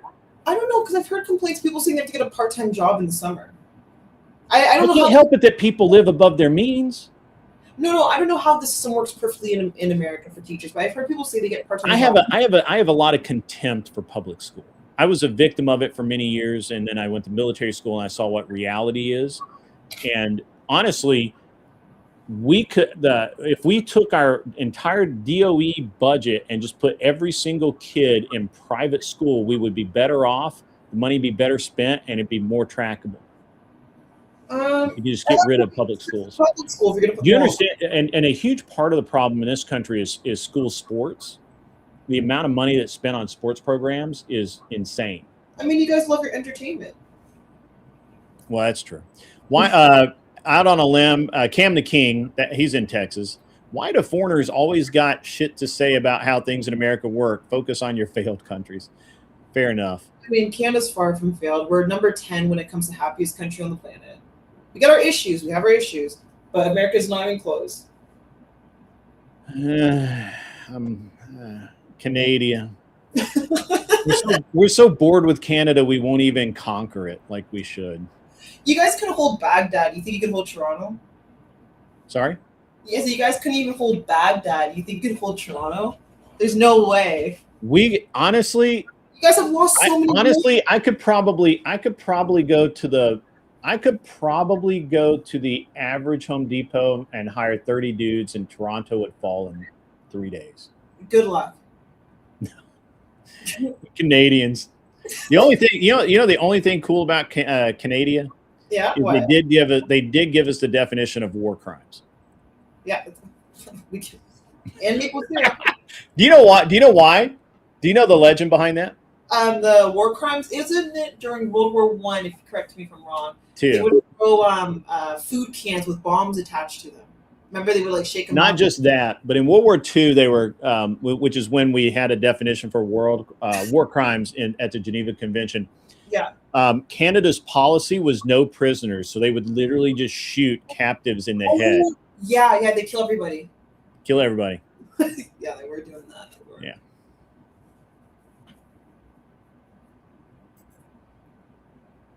Yeah.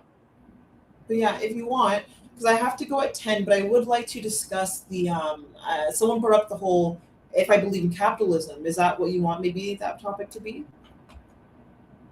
Sorry? I have to go at 10, but I was thinking that maybe we could end it with the talk on capitalism. Kind of what we were let's talk about capitalism. We're pro-capitalist over here. I am a pro. I like capitalism. I obviously am pro. I'm a professional capitalist. I like capitalism, but people don't like my definition of like the type of capitalist I am. And I'll say it for everybody. I'm a social capitalist. So I believe in capitalism, got no problem with it. I just want more social programs, higher social welfare. I want lower taxes on the middle class, specifically that working class. And yeah, just more benefits. The working class in this country don't actually pay taxes. What do you mean they don't pay taxes? If you make anywhere near minimum wage, which is what I'm assuming you consider working class, you don't pay taxes. Working class is like the blue collar guys. You could say some of those minimum wage. They don't pay a lot of taxes either. They get most, if not all, blue collar guys pay so much in taxes they get money back at the end of the year that the government steals from them all year. They get money back. I mean, they get what's called a tax refund check, and that's money that the government stole from them and deigned to return to them. That they overpaid. It's good that they're getting it back. At least they're getting. They didn't overpay. Overpay it gives you the idea that we willingly did that. Yeah, this money is stolen from us. Well, because you believe taxes are theft, right? Taxation is theft. So you can't argue. I mean, look. I do not willingly. So here's the thing. If I go in and I pay sales tax, I willingly buy that, and therefore I willingly participate in that tax. Income tax means that they literally steal the money from me, and then they give it back to me if I jump through enough hoops to get it back. They won't just give it back to you. So here's the thing. So the reason, and I can see both sides why people say it is, and I'll give you my reasons as to why I don't believe that taxes are theft. I think that when you're born into a society that we have also given power to the government to help us control. that taxes. We didn't give power to the government, But we really did. If we go back all the years, back to like 400 BC, governments were set up in order to, one, help us with sharing crops, keeping down crime, things of that nature. And over time, it grew and it grew larger, right, to what we have today. But a big thing I would say is that when we are born, we kind of already agree to this social idea that we pay taxes in order to help society. So it funds our roads. No, we don't. We don't agree to that. But we do, right? We're being born to a society where we have protections, No. right? If we didn't have taxes, the only But again, that's what makes it theft, because you are literally nobody agrees that. And here's the thing: if you don't participate in it, men with guns will come and take you and put you in jail. Yeah, and they should. And they should not. Because you are an active member. That's literally why people fled England. But do you realize it could be dangerous if we privatize everything? I don't want to privatize the police. I would love everything to be privatized. You want to privatize the police, the firefighters, yes, the healthcare workers. Yes. What do you mean? Why would I not? You realize courts would be private. You realize if we privatize well, no, the courts are one of the few things that the government says is yeah. Oh yeah. No, Supreme Court. Yeah. Our court system is in the Constitution. No, have you read the Constitution of the United States? Not all of it, no. Okay. So everything that we need is in the Constitution of the United States of America. That's everything we need is right there. We don't need anything else. We really don't. And every single state has their own constitution, and every single state can enforce it and add or subtract things for their state. The problem, and this is why this is actually why the Civil War was fought. It wasn't fought over slavery. Slavery was like third on the list, maybe fourth, if it was even on the list. The real problem was that the North was trying to tax the South and federally, and the South said no. We're free states. We do not agree with this, and a lot of people don't know this, but the Confederate States actually existed for an entire year before Lincoln, the man on the wall behind you, decided to break the law and invade a sovereign nation to force us to pay taxes. My thing is that here's the issue. Who would then employ the people to run the courts? That's a big problem there, because if we let a private person somehow take advantage of the court system, that's not how any of that works. But that could happen. That could happen under a system. It cannot happen because we have a constitution. You have to dismiss the Constitution. Why would the Constitution matter at this point? Because the Constitution is the law of the land. And the Constitution does not grant the right to collect taxes. So you're saying a billionaire should enforce the Constitution on us? I'm sorry? So who should enforce the Constitution? The states enforce their constitutions. The federal government has no right to enforce anything. The federal government's only job is to secure our borders. So you want a form of government. You still want a government. Like you still want some government. Sure. Do you know that we existed for years with no taxation at all? Do you know how we did that? How the government did that? How the government do that? They did that mostly through bond sales. What year are we discussing?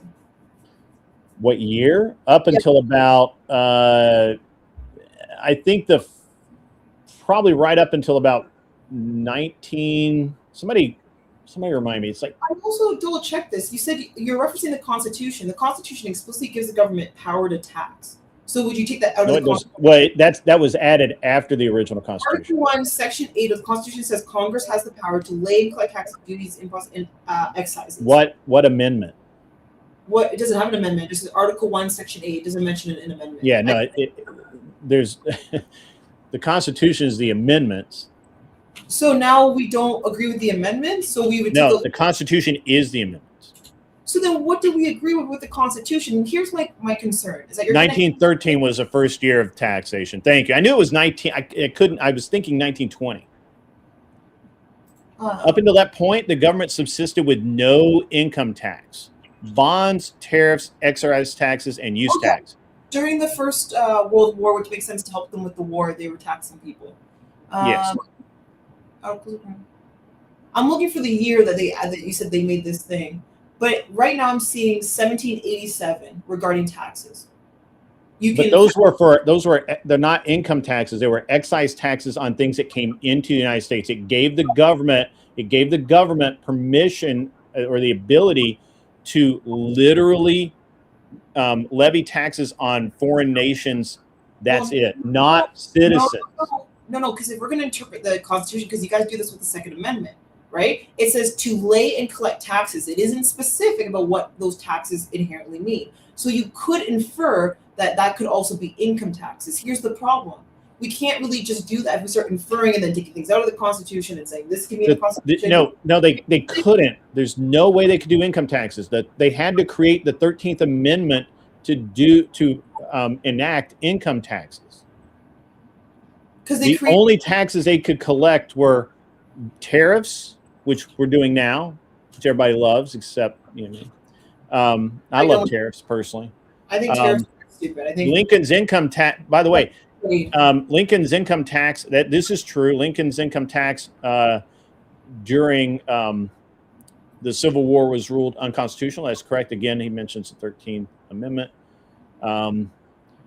Yeah, it's all tariffs, bonds, tariff, excise taxes, and use taxes is what they were. In 1913, Americans ratified the 16th Amendment, which lay and collect taxes on incomes from whatever source it derived. This removed any legal doubt and made income tax clearly constitutional.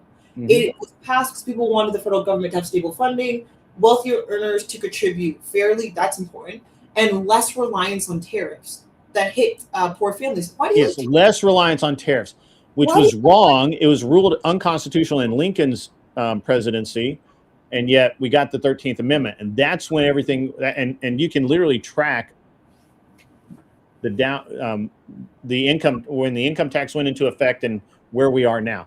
The income taxes had a horrible effect on Americans, and we need to get rid of it. I don't think the income tax is actually a perfect tax. I think there are better taxes, actually, like the land value tax. You would. No, we definitely shouldn't be doing property tax. That's absolutely fucked up. Land value is different than property, but it is about taxing land, which I think would be better than income tax. That's the Georges in me. If you want more information on that, Shenandoah is the guy for that one. But when we talk about tariffs, for example, I'm surprised that you're a conservative who likes tariffs. When tariffs would affect Americans more, you don't believe in free trade? I believe in free trade, but if we're going to have, if other countries are going to tariff us, we should tariff them. And this was drilled into my head back when I was a youth because I watched American car companies, which I didn't really give a shit about. Yeah. But I watched American car companies suffer because Japan placed a 100% tariff on American cars sold in Japan, while we literally, our lawmakers literally allowed them to bring cars in with tax rebates and gave them property here and suspended property taxes and commercial taxes for decades to bring Japanese manufacturing to the United States. And I thought that was wrong then. I think it's wrong now. If you want to do business in America, you should compete evenly with American companies. That's my, so everything you're talking about, these are tools that are used to allow other countries to do business here, but not on an equal footing, and basically put American companies at risk. They do this because the American government, because of income taxes, because of all of these added things to the Constitution, which were not in there originally, those line the pockets of politicians. Politicians were never meant to do the things that they're doing now. And one of the reasons we're in the nasty ass mess we are now is because of those very laws that people love so much. Well, and so, you know what? It sucks that I have to go because this conversation actually, this is more. Yeah, no, we can. I mean, I don't normally stream on Thursdays. This was a one-off. I'll be back tomorrow night. But I would like to actually have a debate or conversation regarding this issue. I think this is actually really interesting. and because of like the modern day with Trump's tariffs, I'd actually like to like get into it and kind of discuss it more. So I really love the tariffs. I think that we should tariff fucking everything that comes into this country. I'm against tariffs. No tariffs for me. No tariffs. I'm a liberal. I love tariffs. You know, and it's not even that I necessarily believe in American manufacturing. I just think if you are going to tariff our goods, then we tariff your goods. Right? Like that's just the way it is. If I could have it, nobody would be allowed to tariff. Of course, that's me living in like a dream world. Why would you not want tariffs? Because I like free trade. I believe that people should be able to. But that is free trade. No, it's not. Tariffs is just like competition, and it always hurts the smaller person. It hurts the consumer. Oh my God, who gives a shit about the smaller person? I care about my country. I don't honestly give a shit about Bangladesh. I really don't. Yeah, and if Bangladesh has a 30% tariff on my products going into Bangladesh, then by all rights, we put a 30 or 40% tariff on the shit that comes from them. Of course, but that's just a tariff war, and it hurts the American consumer. If you cared about American consumers, you wouldn't even want tariffs. So that we could just trade freely with each other. But we don't have free trade. But that's what I'm saying. But we don't have it. You don't want tariffs. But we don't have it. Because every other country does the shit that you're saying that you don't want to have done. I'm saying that I wish there was no tariffs so that we could trade freely. It sucks that we have tariffs. I hate tariffs. That's what I'm trying to get at. But that shot's fired. Mr. Boulay, Department of Numismatics. She's mad about tariffs because Crown Royal is moving to the USA. I think they're only moving one bottling plant, but hey, that's enough. That's the first step. Anyways, I'm no good. The first hit's for free, guys. First hit's for free. Thank you very much for having me. I will come back if you want to have this tariff conversation. I would love to have it. Yeah. No, we can argue about it, but I just think that you're wrong. I think that the only way that we can, this is historically true. The entire reason that one of the biggest things about where we kind of got into tariffs and even the Revolutionary War was Britain was tariffing us hugely on glass. Because they could only make it in it had to be shipped over and it was super expensive and all that stuff.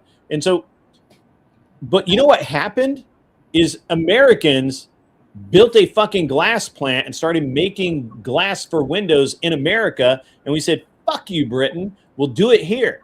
This is actually America first. This is actually helping Americans. Paying tariffs to somebody else or having, allowing other countries to bring things in, which is fine, as long as they compete evenly with Americans. And that's not the case. The case is that we have the world over, even though we provide the entirety of security for all of the shipping on the fucking planet. So we do it for free. Wait, Grid, I actually have to go. I'm sorry. I know you're talking. Okay. I'm sorry, but we will continue this conversation. We will discuss tariffs. Go out on your hot date or whatever. Okay. Try not to do anything stupid. I won't. All right, I got to go too. It's like midnight. I normally stop at 11. Oh, that was cool. I like that a lot. Ladies and gentlemen, I'm getting the fuck out of here. Let's see here. Government is taking the money and tariff from Americans if the exporter does not choose to cover the tariff surcharge. Yeah, I think all of the, it's a lot of coke, man. It's a lot of coke. Guys, I got to get out of here. Again, if you guys are in the Nashville area or can get to the Nashville area on Saturday morning, I think they start around 9 o'clock. I'm going to be shooting at the Glock store. I'm shooting the PCSL match. You can I'll post a link here so you guys can come hang out with me and we'll shoot a match together. It's a lot of fun. You're gonna love it. It's cool. It's a badass shit. There's Practice Score. You find it on Practice Score. Register. Come hang out with me. Come shoot a match. It's a rifle and pistol match. So bring an AR and or a PCC and bring your favorite, cool pistol. Come hang out, shoot a match with me. It'll be fun. We'll have a great time. You don't have to, but I'm going to be there. We're going to do some stuff. I just finished a new PC today. We're going to get some good footage for the show next week. I got to get out of here. It's way past my bedtime. You guys have a great rest of your evening. It was a good show. I really like Mooncake's attitude, and she's not a complete pain in the ass. So we'll have her back. In the meantime, you guys be cool. Wear the glasses if you need them, and go stand on somebody else's lawn. I'm not sending you anywhere. Just go hang out. Go do some cool stuff.